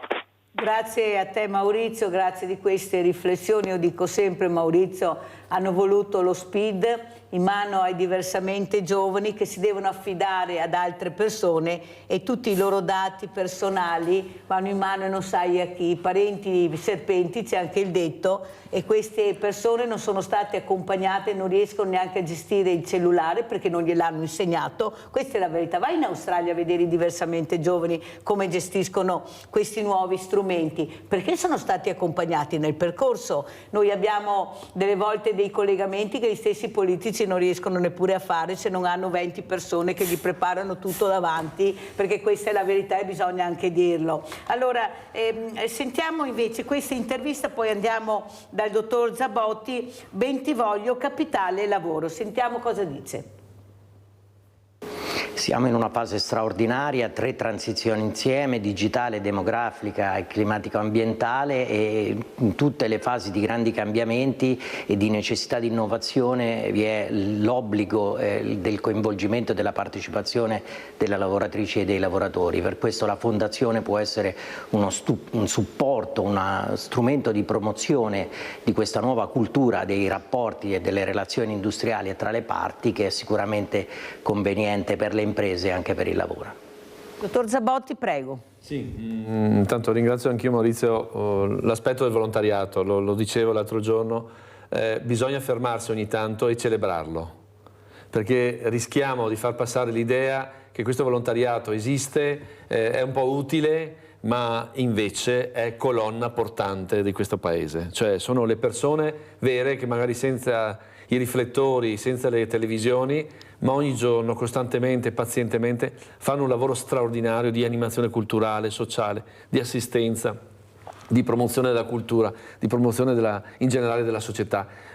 Tengono coesa, tengono stretti legami, aiutano le persone, quindi questo è un elemento che su cui io sono particolarmente sensibile, e credo che sia davvero una vicenda specialissima anche in questo nord-est, di questa capacità dei volontari di essere presenti e di sostenere. L'altro aspetto, concordo, la cultura, cioè come dire, è un investimento, vorrei dire un reinvestimento, come i benedettini a un certo punto hanno ricopiato, no, gli antichi. Oggi bisogna riprendere, certo nella dimensione del digitale, però i fondamenti di questa società, l'umanesimo cristiano e laico di questa grande civiltà occidentale, che oggi va, come dire, riconsiderata, rimodulata, rimessa al centro, però noi di questo abbiamo bisogno, e lo dico anche non solo come contemplazione della cultura e valore della bellezza. Questo paese qua ha il più grande, lo diciamo sempre, il più grande patrimonio culturale e artistico al mondo, l'80% dei beni, e questo fattore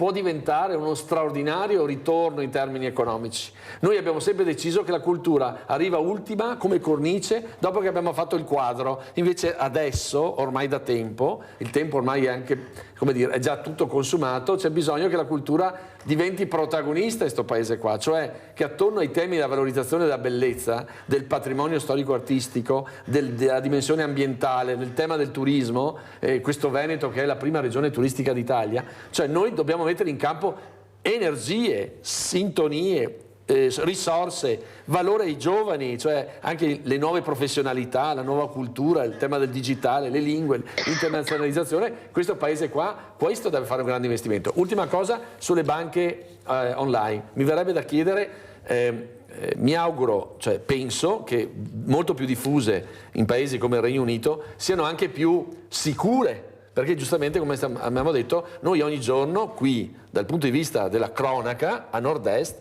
segnaliamo continuamente che sul tema degli investimenti fatti, come dire, di fiducia, fatti con un passaparola un po', no, artigianale, ci sono situazioni in cui ci troviamo truffe costantemente, no, con tanti cittadini che patiscono poi dei danni incredibili proprio perché si fidano di situazioni che invece dovrebbero essere molto più, come dire, regolate e serie e davvero protette rispetto a quello che avviene, secondo me. Ecco, non so, è una domanda che rivolgo anche al dottor Vintani. Allora, dottor Vintani, cos'è per lei la speculazione? Come vede dalla sua angolazione questa speculazione che molte volte a nomi e cognomi si conoscono ma nessuno ha il coraggio di intoccare?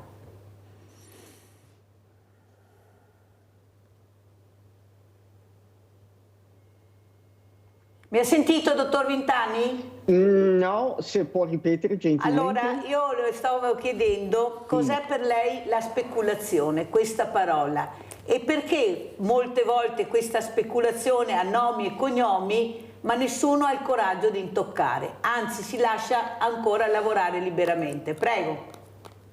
Allora, diciamo che si può definire speculazione quando c'è un tentativo da parte di qualcuno, ovviamente che ha a disposizione un significativo quantitativo di capitale, di forzare un certo tipo di situazione. Forzare un certo tipo di situazione che può voler dire mettere pressione sul management di un'azienda, acquistarne un'altra, piuttosto che scommettere sul rapporto di cambio tra due valute.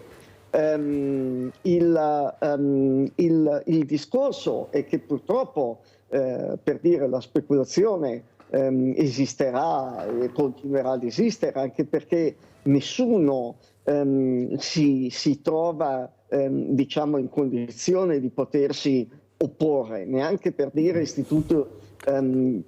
istituti centrali con un grande quantitativo di capitale, per cui ultimamente possiamo vedere un tentativo di speculazione contro lo yen nei confronti appunto di dollaro, sterline ed euro, che si trova al minimo, ai minimi storici perlomeno degli ultimi 30 anni, e che nonostante i tentativi appunto di acquisto di supporto da parte della Banca del Giappone, che ha speso probabilmente il 5% delle sue riserve, il tentativo purtroppo per il momento non è andato a buon fine.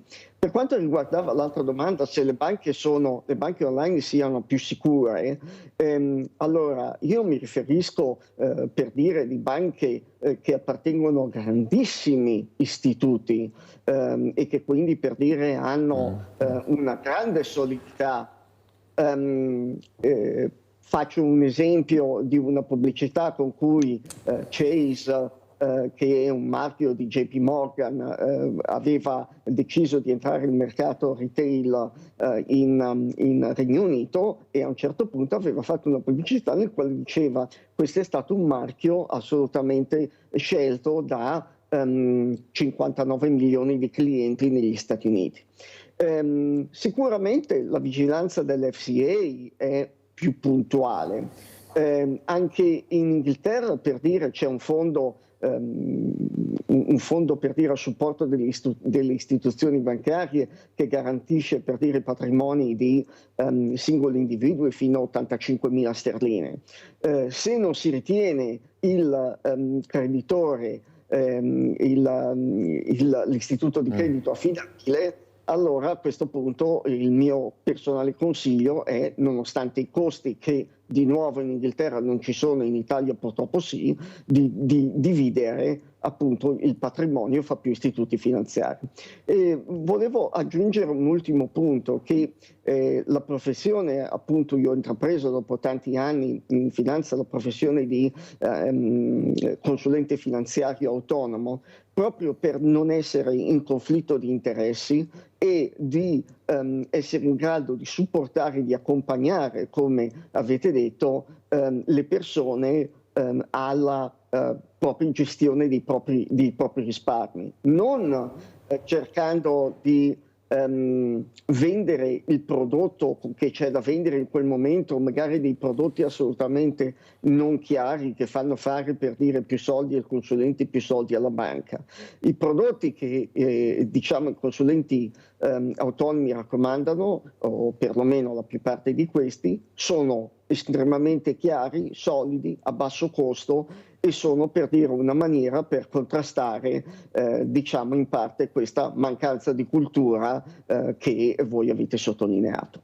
Grazie veramente, dottor Vintani, di aver detto semplicemente che basterebbe che qualcuno copiasse, ma copiasse le cose buone, quelle che funzionano, che ci sono e che forse riuscirebbero a far ripartire anche il paese. Basterebbe copiare quello che c'è di buono, diversificare, ecco, non copiare sempre sbagliato. Noi abbiamo il vizio di copiare le cose sbagliate, le cose che fanno male al paese, non quelle che fanno bene. Allora sentiamo il nostro Livio da Padova, poi andiamo dalla dottoressa De Marco. Vai Livio. Mirella, ciao e buongiorno ai tuoi ospiti. Volevo chiedere a loro, che sento che sono degli esperti nei rapporti con le banche, una persona che ha, non so, 20-30 mila euro di fondi obbligazionari,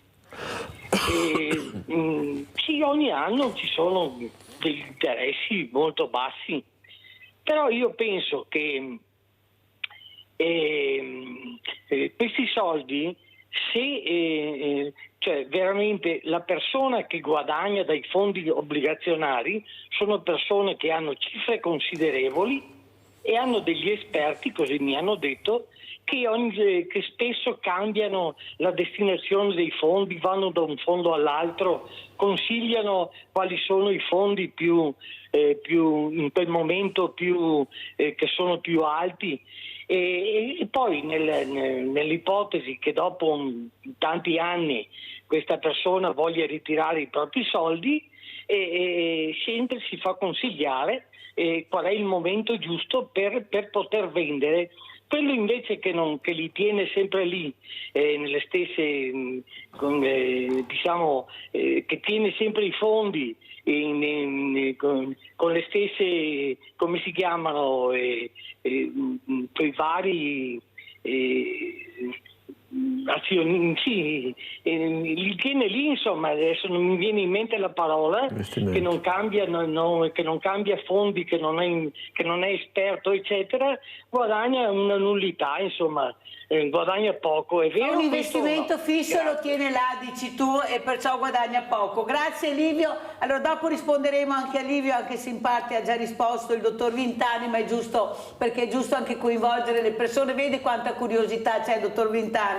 Io invece vorrei chiedere alla Presidente De Marco cos'è che la preoccupa di più in questo 2024, che, come abbiamo sentito sia dal dottor Andrea Tomma, prima responsabile dell'area economica e lavoro del Censis, chi sia da quello che ha detto il dottor Giorgio Vintani, e anche dagli imprenditori che abbiamo sentito, non è che dobbiamo stare così tranquilli e sereni, perché veramente si sta aprendo un 2024 con molti punti di domanda. Prego. Sì, ormai sono 4 anni di fatto che siamo in una crisi perenne sotto vari punti di vista, e le prospettive non sono sicuramente rosee per il prossimo futuro.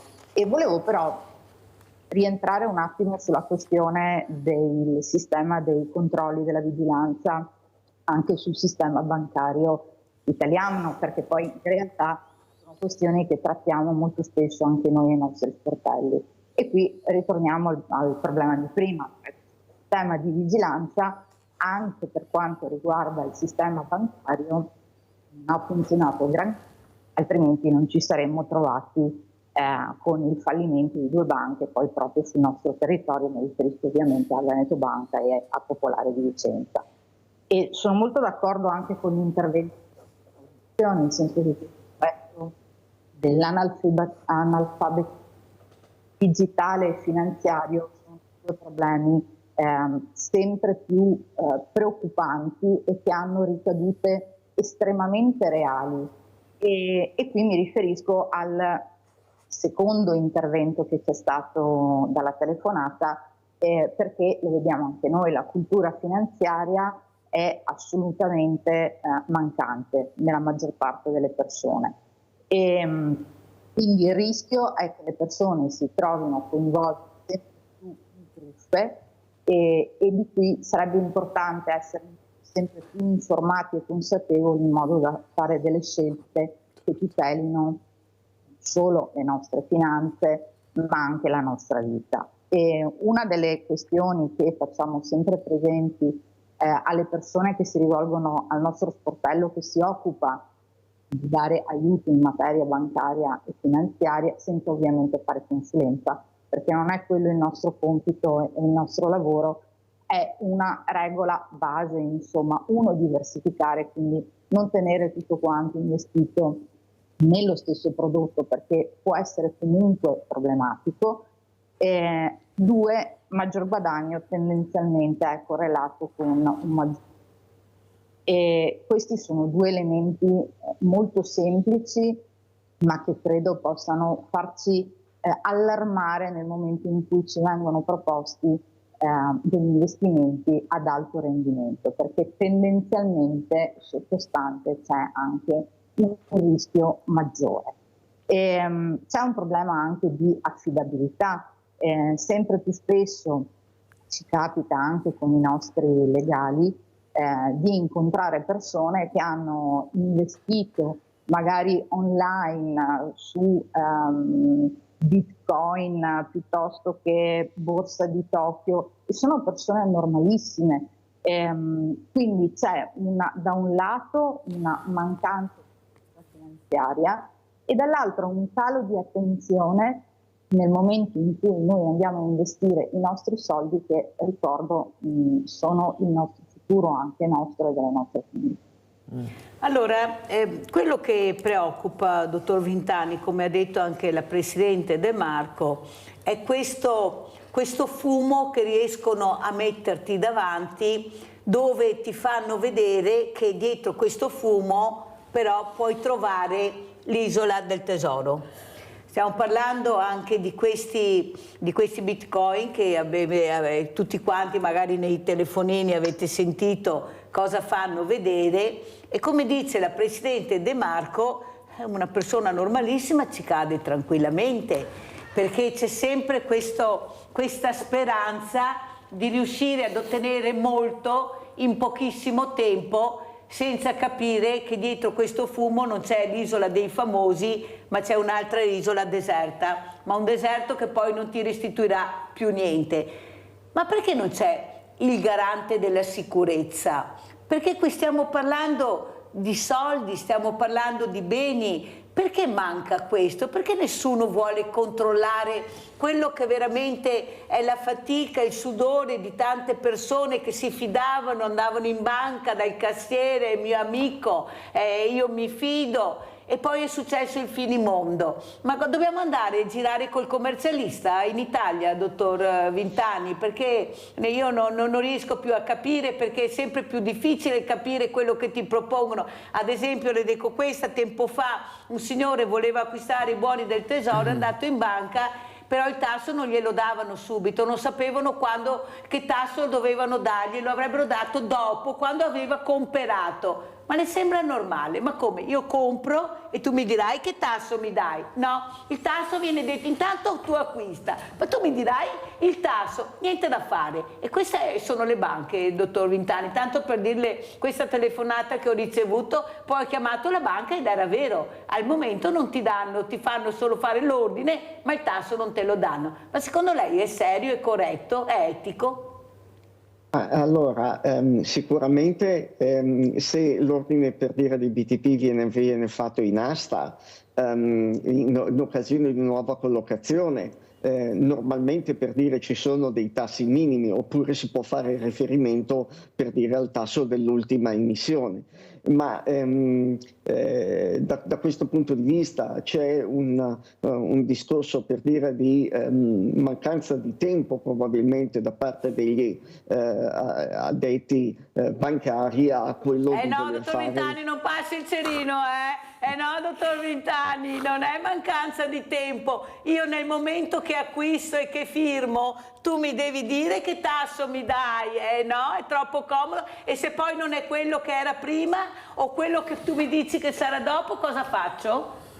No, allora, il problema è che, vede, le banche con un ordine di BTP, che peraltro, per dire, io raccomando, guadagnano veramente poco, per cui lo disincentivano da questo punto di vista. E poi invece forse un discorso da parte di ostruzionismo, per dire, al di là della mancanza di tempo, e una certa reticenza a vendere o a proporre dei prodotti semplici che possano essere appunto di aiuto al consumatore. E ripeto, se il tasso dovesse essere mancante si può fare riferimento al tasso delle ultime emissioni o ai tassi, per dire, di emissioni precedenti, nel senso che magari non si potrà dare un numero perfetto fino al terzo millesimo, però un'indicazione da questo punto di vista assolutamente sì. Avete capito come funziona? Dottor Zabotti. Sì, credo che torni il grande tema che giustamente anche la Presidente De Marco aveva sollevato, cioè la garanzia, la trasparenza, il coinvolgimento, l'informazione, cioè, come dire, qua c'è bisogno anche, soprattutto per strumenti e settori così importanti come quelli economico-finanziari, quindi parliamo del risparmio delle famiglie, certo, parliamo degli investimenti, parliamo anche della sicurezza, di garantirci una sicurezza dal punto di vista del futuro per quanto riguarda le nostre famiglie, che su questo ci sia, ecco, io lo ribadisco, il cambio di passo, il salto di qualità. Cioè ormai siamo in una dimensione che attraverso il digitale è alla portata di tutti, attraverso gli smartphone, no? Noi abbiamo la possibilità oggi, no, di fare il collegamento online con le nostre banche, di essere messi nella condizione di poter compiere operazioni, mettersi in linea rispetto agli investimenti e quant'altro. Bisogna che su questo punto ci sia un tasso cioè un elemento costante, comune, preciso, adeguato e sicuro di informazione, di garanzia, di trasparenza, di correttezza anche rispetto ai meccanismi decisionali che si pongono in essere. Cioè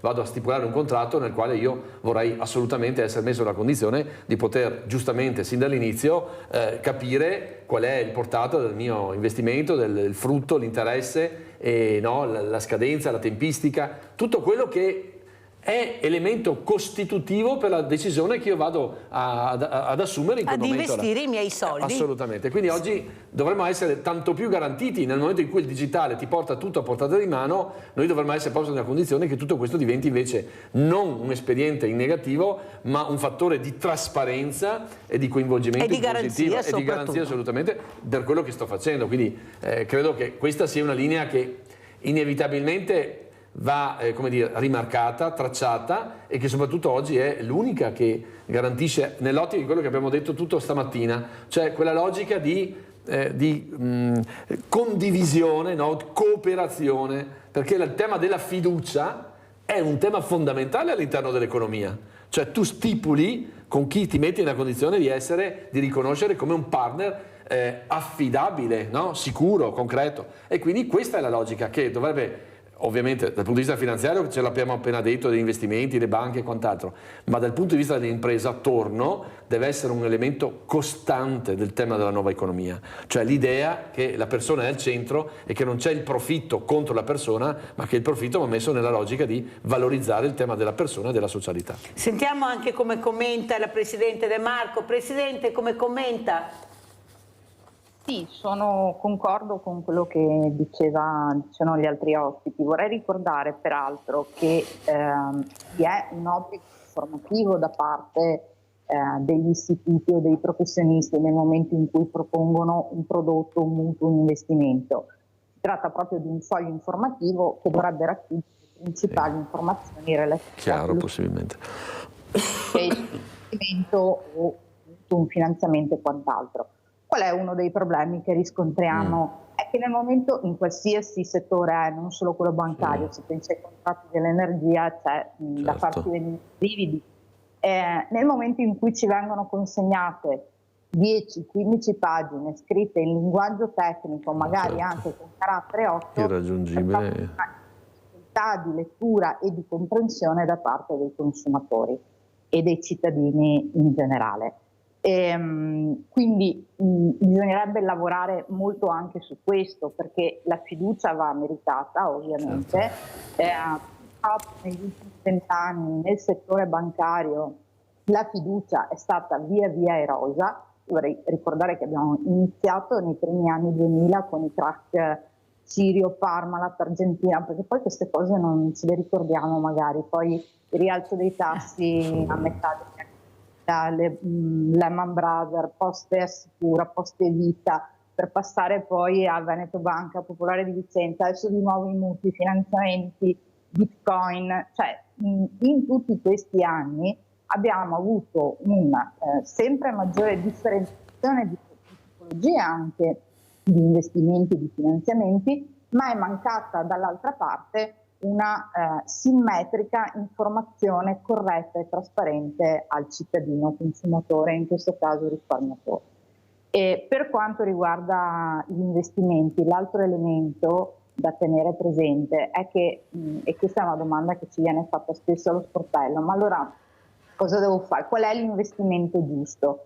In realtà credo che nessuno di noi possa dare una risposta di questo tipo, nel senso che dipende anche, è una questione molto personale, relativa ad esempio all'assumersi un rischio alla nostra predisposizione al rischio nell'investimento, ma anche alla nostra età. Quello che siamo disposti a fare o a rischiare a 20 anni, a 30, a 40 o a 80 è ovviamente molto diverso. E quindi quello che dovrebbero aiutare a fare anche gli istituti bancari, finanziari, di investimento, sarebbe proprio aumentare la consapevolezza reale dei consumatori prima della sottoscrizione, perché una volta sottoscritto si può fare molto molto poco.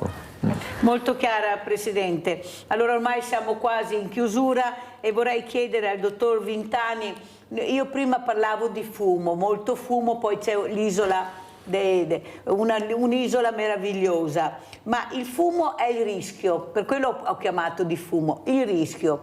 Io ti invito a rischiare.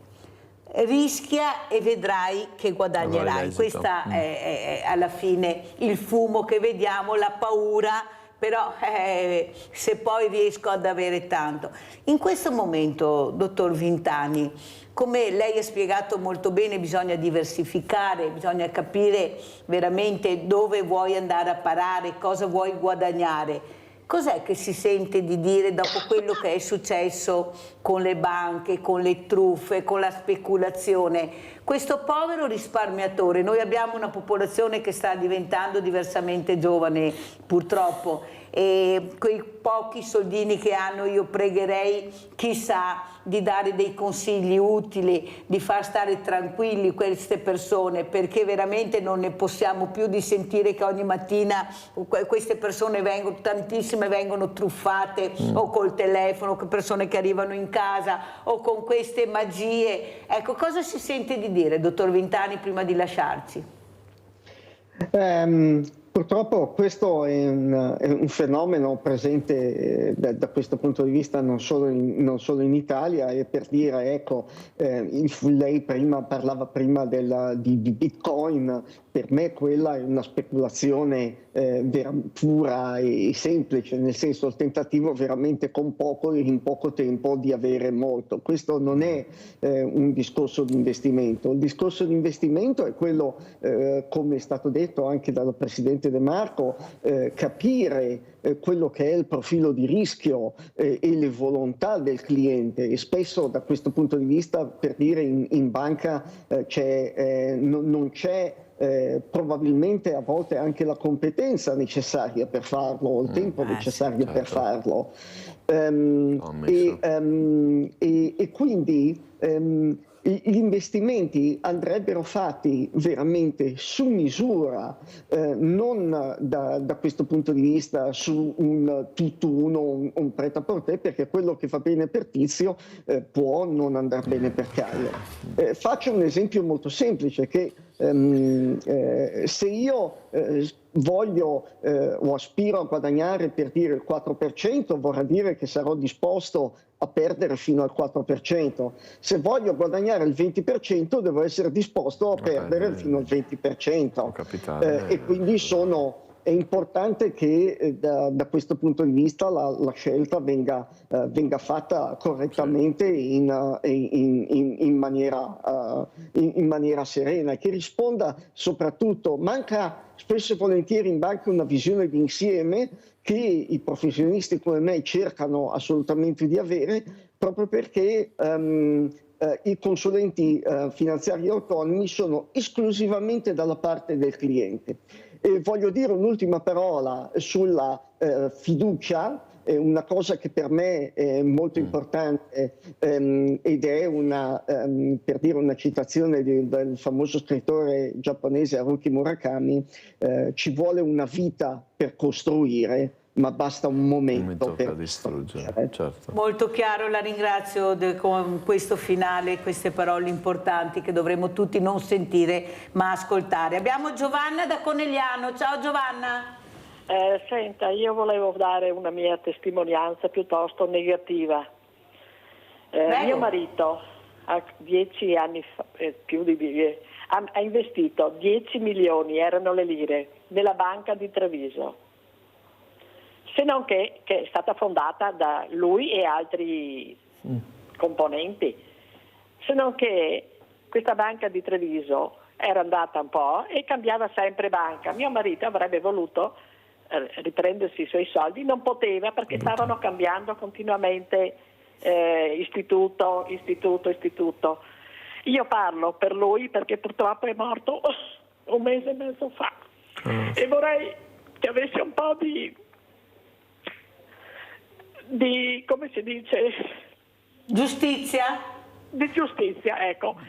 Comunque la banca non potevamo più vendere perché stavano cambiando sempre istituti.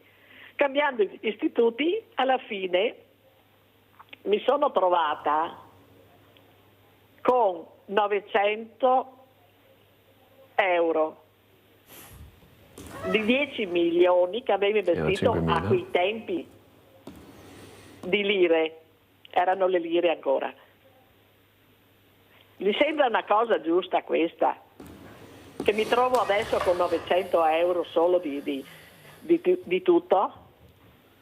Perché guarda Giovanna, ti ringrazio della testimonianza per far capire, ecco, cosa c'è dietro alla persona per bene, alla figura magari che ci crede, a questo uomo che aveva cercato anche di investire nel territorio, che ci credeva, che si fidava, ecco la fiducia, ecco l'onestà.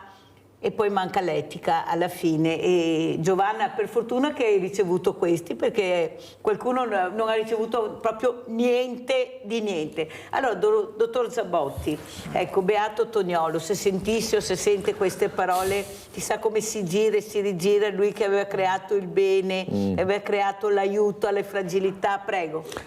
Allora, proprio perché siamo assolutamente convinti che quella lezione, quell'esempio di vita, perché io ricordo il primo economista addirittura diventato beato no? Nella storia della Chiesa, quella lezione di vita, quella lezione dal punto di vista del pensiero economico e sociale è talmente attuale, è stata talmente lungimirante, lui addirittura non è solo per il suo tempo, fine 800, inizio 900, ma lo attraversa tutto, arriva fino a noi. Cioè, se oggi a 105 anni parliamo della sua morte, parliamo dell'attualità di Toniolo, no? Del grande sociologo e economista, vuol dire che questa figura è straordinariamente luminosa, cioè ha segnato per sempre un elemento di grande novità, di grande come dire, straordinaria speranza anche nella vita della Chiesa del Paese. Quindi tutti i temi legati alla sua opera, che sono in campo economico, il primato dell'etica in economia. Lui la prima lezione che ha fatto nel 1873, abbiamo ricordato i 150 anni di questa, ha detto l'elemento etico quale fattore intrinseco delle leggi economiche. Torniamo allora, visto che ha parlato di vecchie date, se guardiamo queste locandine, vecchie date già passate, vediamo queste locandine che ce le spiega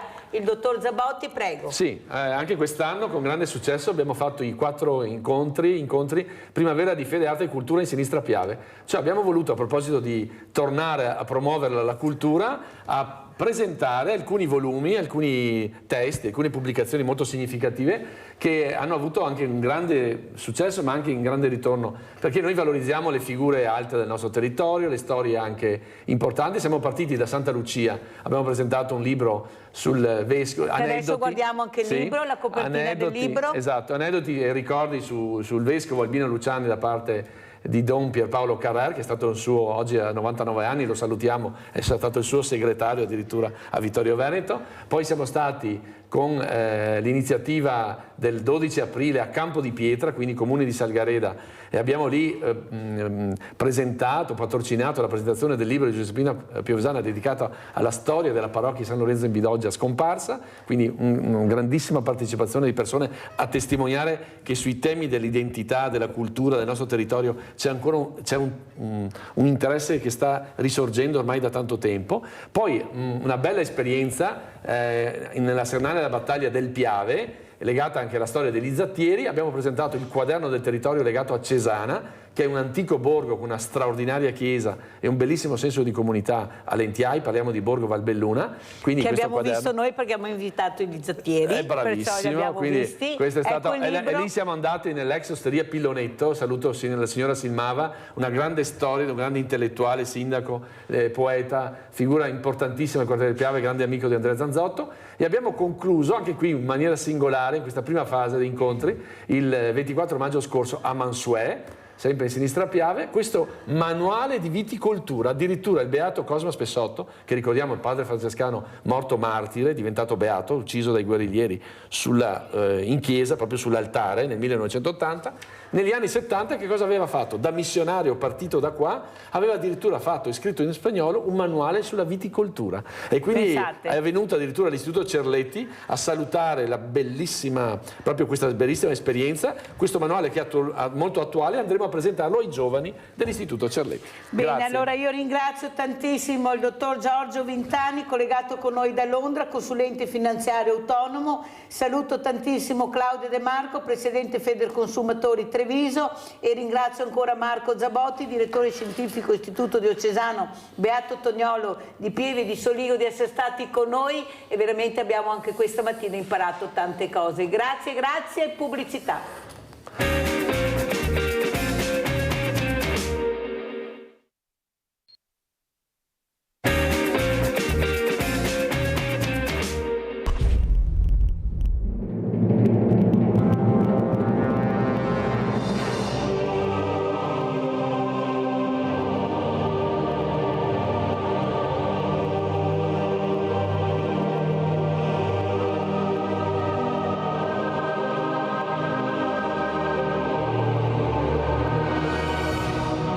William Blake, il grande poeta inglese del XIX secolo, scriveva: «Quando uomini e montagne si incontrano, grandi cose accadono». L'alpinismo è una delle espressioni più belle dell'incontro tra uomini e montagne, e i club alpini sono la forma organizzata di questo straordinario incontro.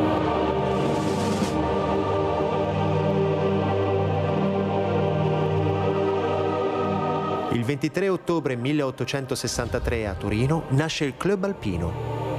Quel giorno, in una sala del Castello del Valentino, Quintino Sella e altri 5 soci firmano il primo statuto. Quel giorno inizia la grande storia dell'alpinismo italiano organizzato. Pochi anni dopo, nel 1867, il Club Alpino conquisterà l'aggettivo italiano.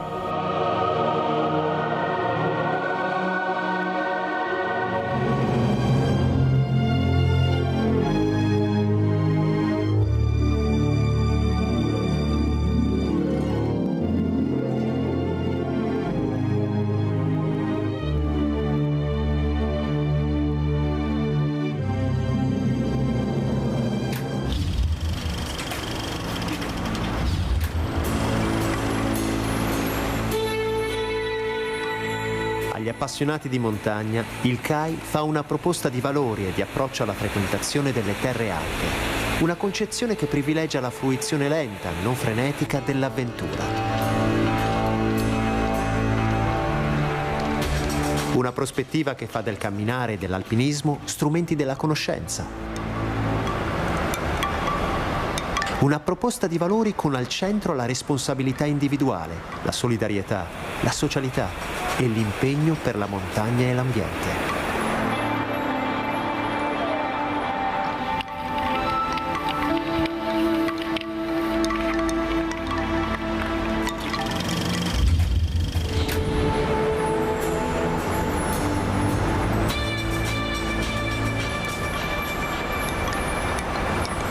Un approccio alla montagna che si traduce in impegno concreto, come per esempio la realizzazione e la manutenzione di migliaia di chilometri di sentieri.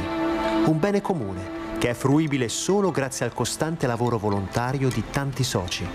Un patrimonio culturale unico in Italia che il CAI mette a disposizione del Paese.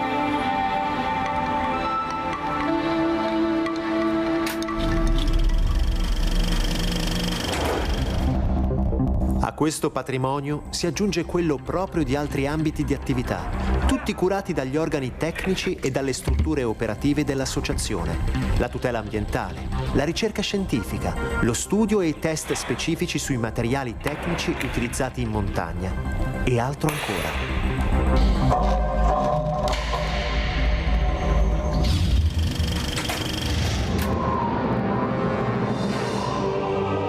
Walter Bonatti, tra i grandissimi alpinisti di sempre, amava dire che la montagna ha il valore dell'uomo che vi si misura, altrimenti di per sé essa non sarebbe che un grosso mucchio di pietre.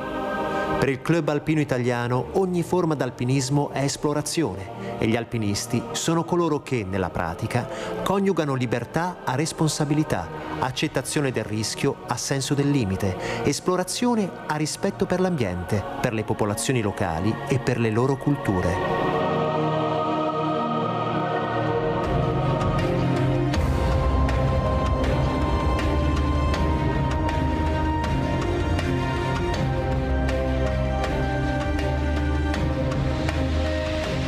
Chi ama la montagna non può che amare l'avventura, ma l'avventura non è mai priva di rischi.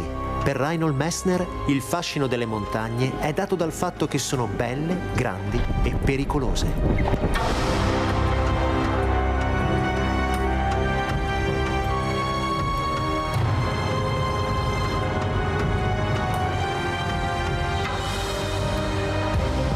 In effetti, senza capacità tecnica, conoscenza dell'ambiente e soprattutto responsabilità, non c'è avventura, c'è solo imprudenza.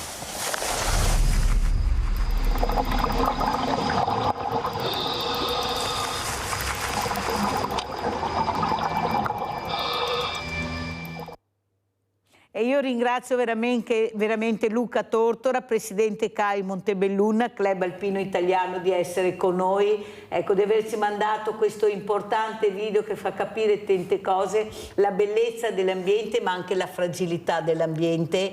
Non dobbiamo essere superficiali quando cerchiamo anche magari di avere le voglie di fare qualcosa da soli, ma cerchiamo di avvalerci di queste figure che ci sono e che ringrazio. Vediamo se c'è anche Maria Secco collegata dall'Unigo con noi. Eccola qua Maria, figlia di una mamma no FAS. Grazie Maria. Anche tu di essere qui questa mattina, visto che parliamo di ambiente, quante cose ci dovrai dire. Poi voi siete stati anche dal Papa, avete visto questa figura meravigliosa che dà speranza ai giovani, che crede nei giovani, che investe nei giovani, che li incontra. Grazie Maria. Allora io partirei proprio da Luca Tortora, allora, presidente CAI, giovane ma con tanta voglia di fare. Cosa vuoi dire Luca, vedendo anche questo bellissimo video che hai mandato, il rispetto dell'ambiente, della natura, soprattutto la natura che ha le regole, ecco, le regole che non devi mai sfidare, perché nel momento che le sfidi il nemico è dietro l'angolo. Prego. Un attimo, grazie per avermi invitato. Io sono giovane presidente da marzo ormai, è da 3 anni che sono iscritto, quindi è stato un ingigantimento di tutto quello che ho vissuto in primis con la montagna e poi un po' il mio voler bene alla montagna, anche qualcosa di più, poi è stato trasmesso al CAI, a tutte le persone con cui vado in montagna, insomma, e diciamo che Da primis è stato un momento di interesse, di svago, uscire da una cultura, da una vita che era un po' chiusa in se stessa, e la montagna mi ha dato molte opportunità di uscire da questo mondo, e mi ha dato veramente tantissimo, in primis conoscendo le persone. Devo dire che all'interno del CAI poi ho trovato le persone che mi hanno lasciato spazio, mi hanno dato le opportunità per poter crescere anche come persona e scoprire anche certi miei potenziali e poterli anche mettere a disposizione di tutti in qualche modo, fino ad arrivare a presidente di sezione da marzo praticamente. Adesso per 3 anni dovrò un po' lavorare e cercare di portare nuove idee, un cambiamento, e coinvolgere i giovani anche per sensibilizzarli dal punto di vista, come dicevi, del vivere l'ambiente in maniera consapevole, con sicurezza, perché anche se è un ambiente che ci può portare dei pericoli, e quindi bisogna sapere gestirli, e quindi il CAI aiuta anche molto nella formazione, informazione continua, costante, gratuita, perché poi è volontariato. Spesso ci si dimentica che passiamo tante ore a dare una mano anche per fare la manutenzione dei sentieri. Tutti i sentieri di montagna in cui andiamo in montagna sono manutentati la maggior parte anche dal CAI, e ci permettono di andare più in sicurezza, e quindi questo è un po'. Senti Luca, di fronte hai Maria Secco, un'altra ragazza giovane alla quale veramente tiene molto l'ambiente, la qualità della vita, il rispetto della natura, ma soprattutto il rispetto di se stessi. Queste mamme che stanno combattendo con questi PFAS, questi valori nel sangue, che forse sono riuscite ad arrivare ad essere ascoltate dal Papa, che dà speranza. Sentiamo Maria, com'è stata? Poi vediamo anche il video. Cosa avete provato? Cosa avete sentito? Ecco, cos'è questo Papa che vi ha fatto capire di continuare a lottare? Perché lui dice sempre continuate, continuate. Prego Maria. Beh, allora il 18 maggio a Verona c'è stata l'Arena di Pace 2020-2024. Dunque il Papa ha voluto convocare e incontrare tutti i gruppi popolari che si battono a tutela dell'ambiente, quindi per vari problemi dei nostri territori. Quindi ad esempio abbiamo portato noi FAS, il discorso dei petrolchimici, il discorso degli inceneritori, perché il Papa ha voluto sostenere il fatto che non c'è pace se non facciamo pace con il creato, quindi con la nostra terra in primis. Questo video che hai visto Maria, queste montagne bellissime, questa neve candida, questo cielo azzurro, cosa ti fa pensare? Tu sei giovane, stai combattendo assieme a queste famiglie proprio per un rispetto della vita umana, dell'ambiente. Prego. Banalmente mi fa pensare che io la neve l'ho vista veramente poche volte, e questo in realtà già vuol dire qualcosa per me, perché pensare che dove vivo io 20 anni fa ci si poteva buttare dalle finestre da quanta neve c'era, e adesso io non la vedo da probabilmente più di 10 anni, mi fa già pensare molto attentamente. Vedendo queste montagne penso come abbiamo un territorio veramente ricco. Banalmente qui in Veneto abbiamo il mare, abbiamo il lago, abbiamo le montagne, abbiamo tutto. Ma se non lo tuteliamo, se non ci muoviamo in modo da rispettare la terra, tutta questa bellezza non sarà più usufruibile, non sarà più... I nostri figli probabilmente potranno anche non vederla, o non vederla bella come magari la possiamo vedere noi, o come l'hanno vista i nostri avi.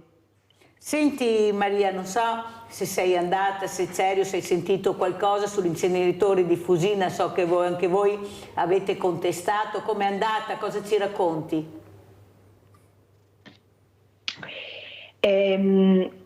Allora, io non ero presente, però ho seguito il discorso per il fatto che appunto vogliono creare questo inceneritore nella zona appunto di Mestre.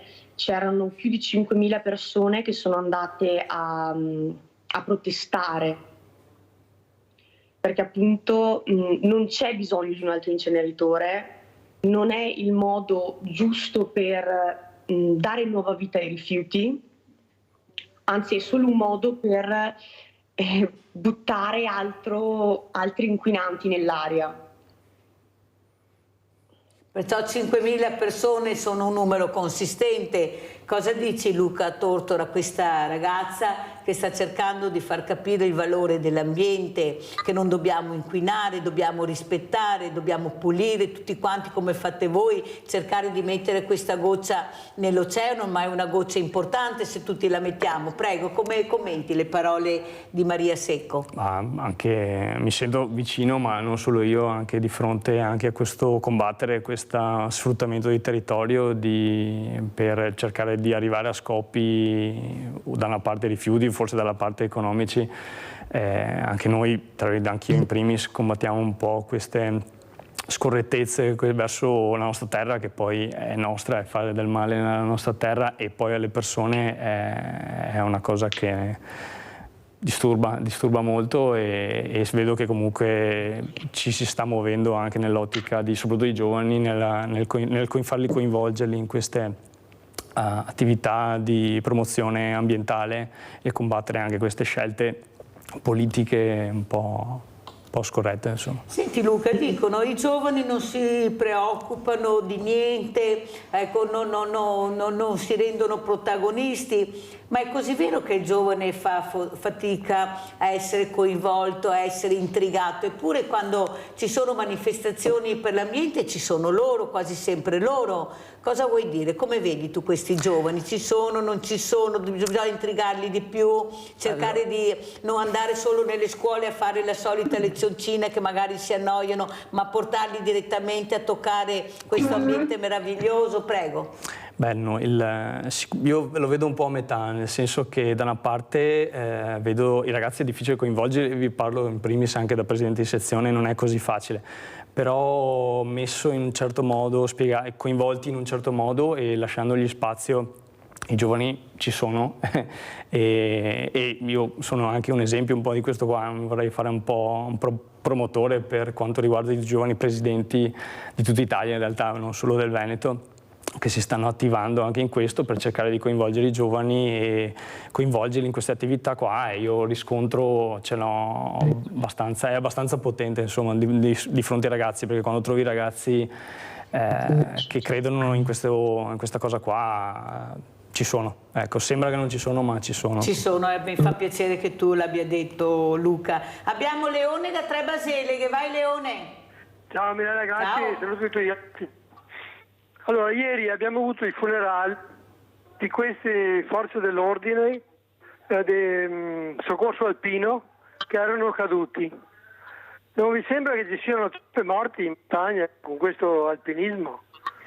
Non lo so, mi sembra che sia ancora troppo rischioso questo sistema di salire le rocce così, non so, è la mia opinione. Per quanto riguarda il FAS, dovrebbe essere stato fermato anni fa e non è successo niente. Questo è colpa della politica, di questa politica di questa regione. No, me la smetti? Per quanto riguarda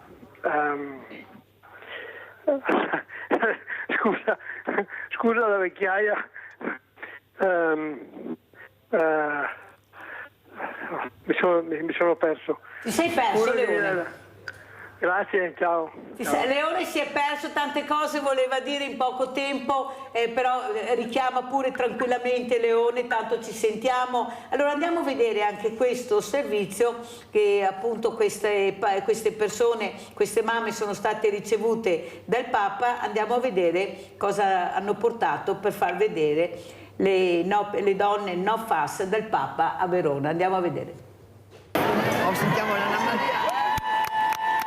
Eccole lì.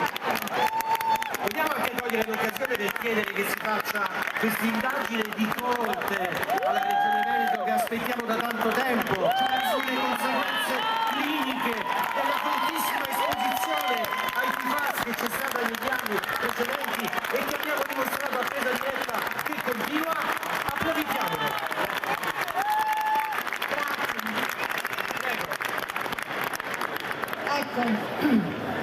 Allora, al tavolo dell'ecologia ci siamo trovati un centinaio di persone, rappresentanti di gruppi e movimenti, tutti impegnati nel campo dell'ecologia, e inizialmente abbiamo condiviso le sofferenze dei nostri territori, perché di questo parliamo, ecco, di territori che soffrono, ecco, per cui abbiamo condiviso anche la solitudine e la fatica a volte di trovarci soli e a volte anche di trovarci non compresi nel prendersi cura dei nostri territori.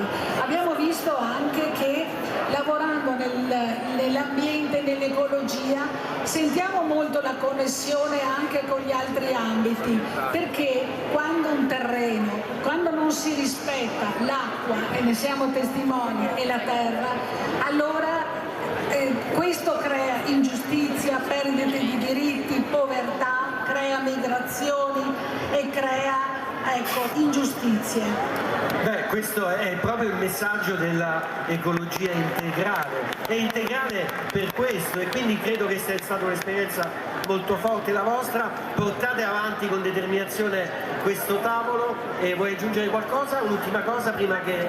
Ecco, diciamo passiamo... che noi due cose per concludere. Ecco, sentiamo molto l'urgenza di avere delle risposte a tutti questi mali, a queste sofferenze dei nostri territori, e sentiamo l'esigenza anche di avere un dialogo diverso con la politica.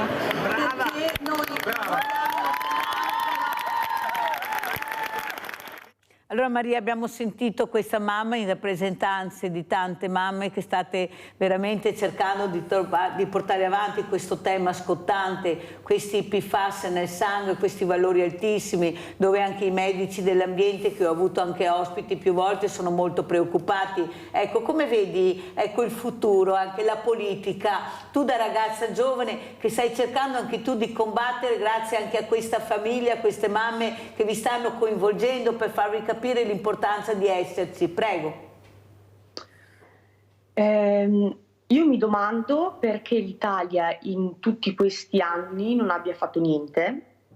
Mi chiedo perché in paesi come la Danimarca, la Norvegia, l'Olanda si sta aderendo al Ban Manifesto, in pochi anni si sta cercando di adempiere a questi problemi, mentre qui in Italia abbiamo avuto fin troppa pazienza. È da 7 anni che stiamo lavorando dietro a questa cosa, ma non stiamo vedendo nessun avanzamento, dato che i problemi, i danni alla nostra terra sono vari e di varia matrice, quindi sanitari, quindi alle persone, al popolo, vediamo l'infertilità, i danni al feto, alla gravidanza, aumento del colesterolo, alterazione della tiroide, tumori, aumento di mortalità. L'ultimo studio Bigeri dell'Università di Padova dice che ci sono 4.000 morti in più in 38 anni nella zona rossa. E se i problemi sanitari non bastano, guardiamo a livello economico, quindi tutti i soldi che sono stati dati per l'approvvigionamento idrico, più di 120 milioni di euro. I filtri degli acquedotti che devono essere cambiati una volta al mese, e anche lì 1 milione di euro all'anno pagati da noi cittadini in bolletta. Danni agroalimentari, quindi prodotti della nostra terra innaffiati da acqua contaminata su terreno contaminato, e che quindi non possiamo comprare, non possiamo sostenere il chilometro zero di cui tanto parliamo, no? Per non parlare poi di problemi legali. Quindi processo in corso con i medici della Mitteni per il disastro ambientale che hanno fatto. Perché dopo tutti questi fatti, perché sono fatti, non sono cose che mi sto inventando, le sanno tutti ormai, perché non stiamo facendo niente? Cosa c'è dietro? Cosa c'è dietro? Allora andiamo a vedere anche questa mozione delle mamme no PFAS a Vicenza. Andiamo a vedere. Chi chiedono l'intervento di tutti i comuni per sollecitare il Parlamento ad emanare una legge che metta al bando i PFAS. Parte da Lonigo la lettera firmata a nome delle mamme no PFAS e di diversi gruppi ambientalisti, indirizzata a tutti i sindaci dei comuni del Veneto, Piemonte e Lombardia. Ci siamo riuniti per formulare una mozione da mandare ai sindaci e essere sottoscritta dalle amministrazioni comunali per inviare poi al Parlamento e sollecitare la formulazione di una legge che con il principio di precauzione normi queste sostanze che ormai si trovano dappertutto, sono ubiquitarie e danneggiano la nostra salute. Sollecitiamo tutti i sindaci del Veneto, del Piemonte, della Lombardia, della Toscana, ma anche di tutta Italia a sottoscrivere questa mozione perché ci sia una legge che tuteli la salute di tutti i cittadini italiani. Allora io vorrei proprio chiedere a Luca Tortora adesso, Presidente CAI Montebelluna, sentendo le parole di Maria, vedendo questi filmati, lui che ci ha portato la realtà di questa montagna meravigliosa, bellissima, questa neve candida, questa acqua fantastica, cosa vuoi dire a Maria? Come noi, perlomeno come supporto, siamo vicini a questo dolore che viene creato da queste pratiche che sfruttano. Quindi la mia vicinanza, ma come penso tutte le persone che amano la montagna e la nostra Italia in qualche modo. Quindi siamo vicini per questo e cercheremo di supportarvi. Ecco, perché l'unione fa la forza, a mio avviso. Ecco, io so che le mamme, le associazioni, abbracciano le associazioni, hanno presenti anche loro nelle 5.000 persone a Fusina. Ecco, abbiamo cercato di arrivare anche a Verona, ma siamo partite tardi perché non sapevamo. Michela, che tu conosci bene, Maria, Michela Piccoli, ecco, ho cercato di riuscire, ma eravamo proprio tardi, però siamo unite, ecco, noi ci siamo tutti assieme per condividere il dolore e per combattere questa guerra facendo delle battaglie importanti, però abbiamo bisogno di numeri, perché quando vai davanti alla politica loro vogliono i numeri, l'unione fa la forza e sono sicurissima che quello che ha detto anche Luca Tortora, ecco, di riuscire a capire che ci sono queste realtà che si battono per l'ambiente, dobbiamo unirci. Cosa vuoi dire, Maria? Dico che dobbiamo fare rete a livello fisico letteralmente, ma anche a livello di social, di informazione. Parlavamo prima dei giovani. A volte i giovani non si muovono perché non sanno.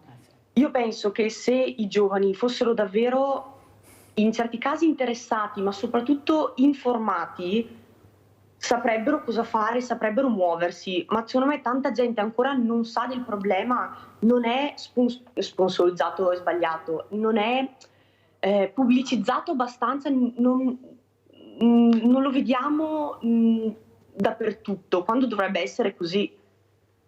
Molto chiara Maria, infatti io vi ho invitato e mi fa piacere avere anche due giovani questa mattina per unire le forze, perché tutti assieme forse ce la faremo a vincere questa guerra facendo capire alla politica che deve intervenire e che può intervenire. Ecco, invece di fare bombe e armi atomiche, si iniziasse veramente a mettere in sicurezza il territorio, non sarebbe male, questo territorio è bellissimo. Vediamo la seconda parte di questo video istituzionale, vediamo se ce la facciamo, andiamo a vedere la seconda parte che ci ha portato Luca Tortora.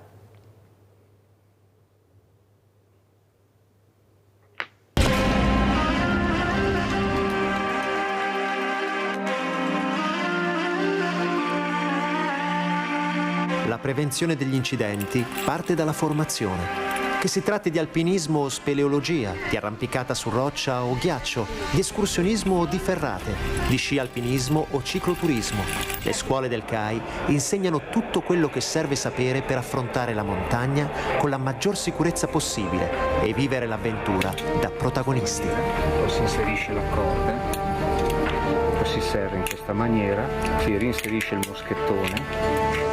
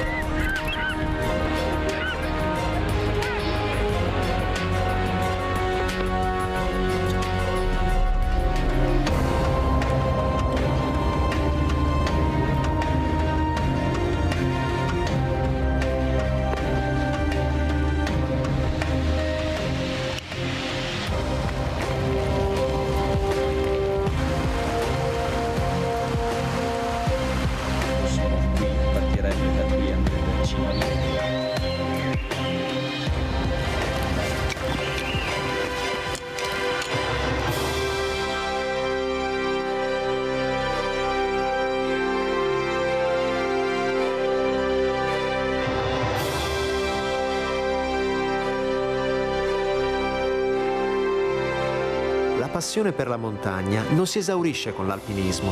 Le terre alte sono luoghi pieni di storia e di culture. Sono però territori fragili, nei quali la vita è più difficile che in pianura.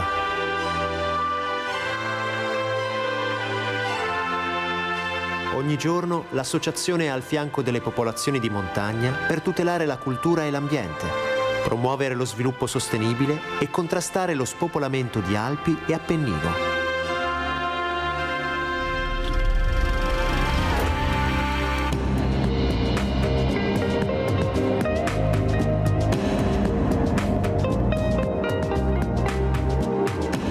Oltre 300.000 soci, più di 800 tra sezioni e sottosezioni e oltre 750 tra rifugi e bivacchi. E ancora le scuole tecniche, le commissioni e le strutture operative e quelle grandi realtà d'eccellenza che sono gli accademici, le guide alpine, il soccorso alpino e speleologico fanno del CAI una grande realtà associativa radicata in tutto il territorio italiano.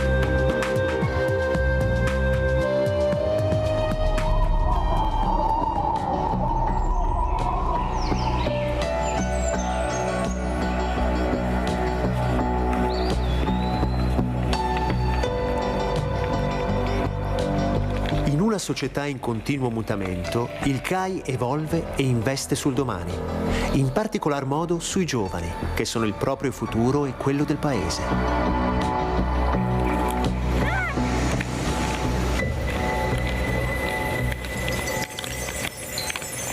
L'associazione è sempre aperta al nuovo, mantenendo la propria capacità critica senza mai derogare ai propri valori fondativi e restando sempre la sentinella della montagna, come l'ha definita lo scrittore Paolo Rumiz.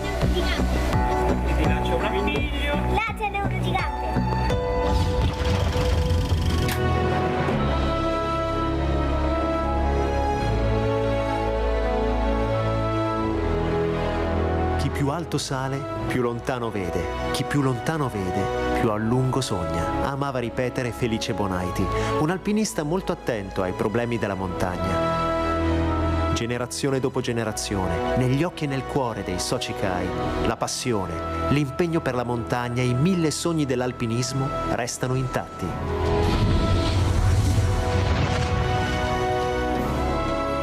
Questa, da oltre un secolo e mezzo, è la vera forza del Club Alpino Italiano.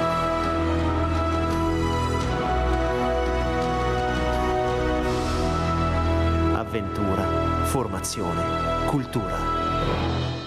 E con queste bellissime immagini che ci ha portato Luca Tortora, che non finirò mai di ringraziare, grazie Luca. Io saluto i miei ospiti, saluto Maria Secco, figlia di una mamma no FAS, grazie di essere stata con noi. Se mi permetti vi scambio i numeri e le mail, così vi incontrate e magari Maria Luca ti porta a fare un bel giretto in montagna su questa neve che ormai non vede. Se mi permetti io scambio i dati, perché mi sembra che sia utile anche che vi incontriate, che vi conosciate, visto che tutti e due avete a cuore l'ambiente. Saluto tantissimo Luca Tortora, presidente CAI Montebelluna. A presto ragazzi, continuate a combattere che noi ci saremo sempre. E a questo punto andiamo a pranzo con la proposta di Mirella. Riso al curry con gamberoni. Il curry è una miscela di spezie ed erbe che varia a seconda dei luoghi e degli usi, utilizzato nella cucina tradizionale indiana con il nome di masala. Oggi molto apprezzato anche nei nostri piatti.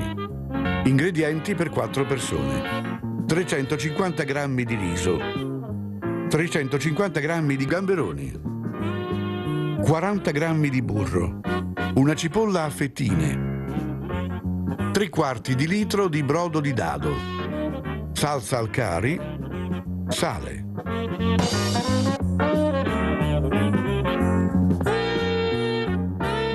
Imburrate uno stampo.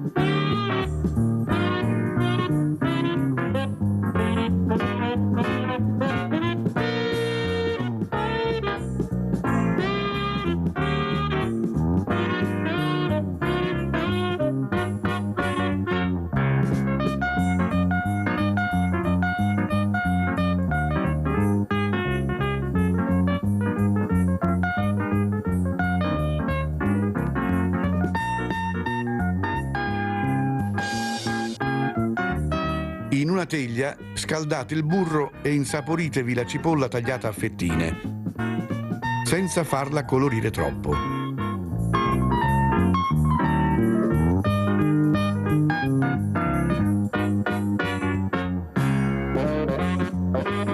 Quando sono diventate trasparenti, versate il riso e mescolate bene perché assorba tutto il condimento.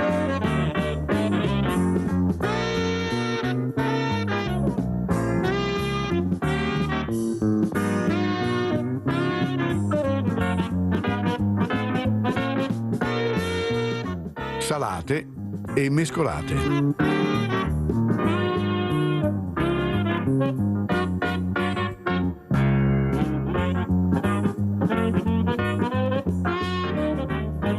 Versate nello stampo e coprite con il brodo bollente e passate il recipiente coperto in forno preriscaldato a 220 gradi, tenendovelo per circa 17 minuti.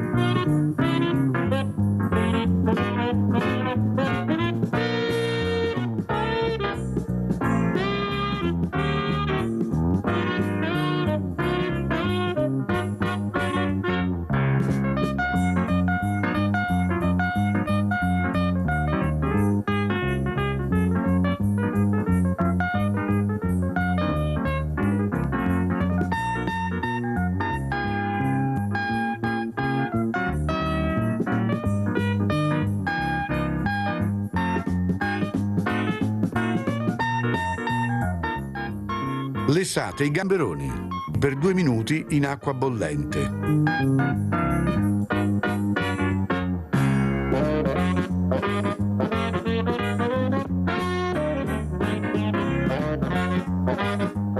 Ritirate il riso dal forno.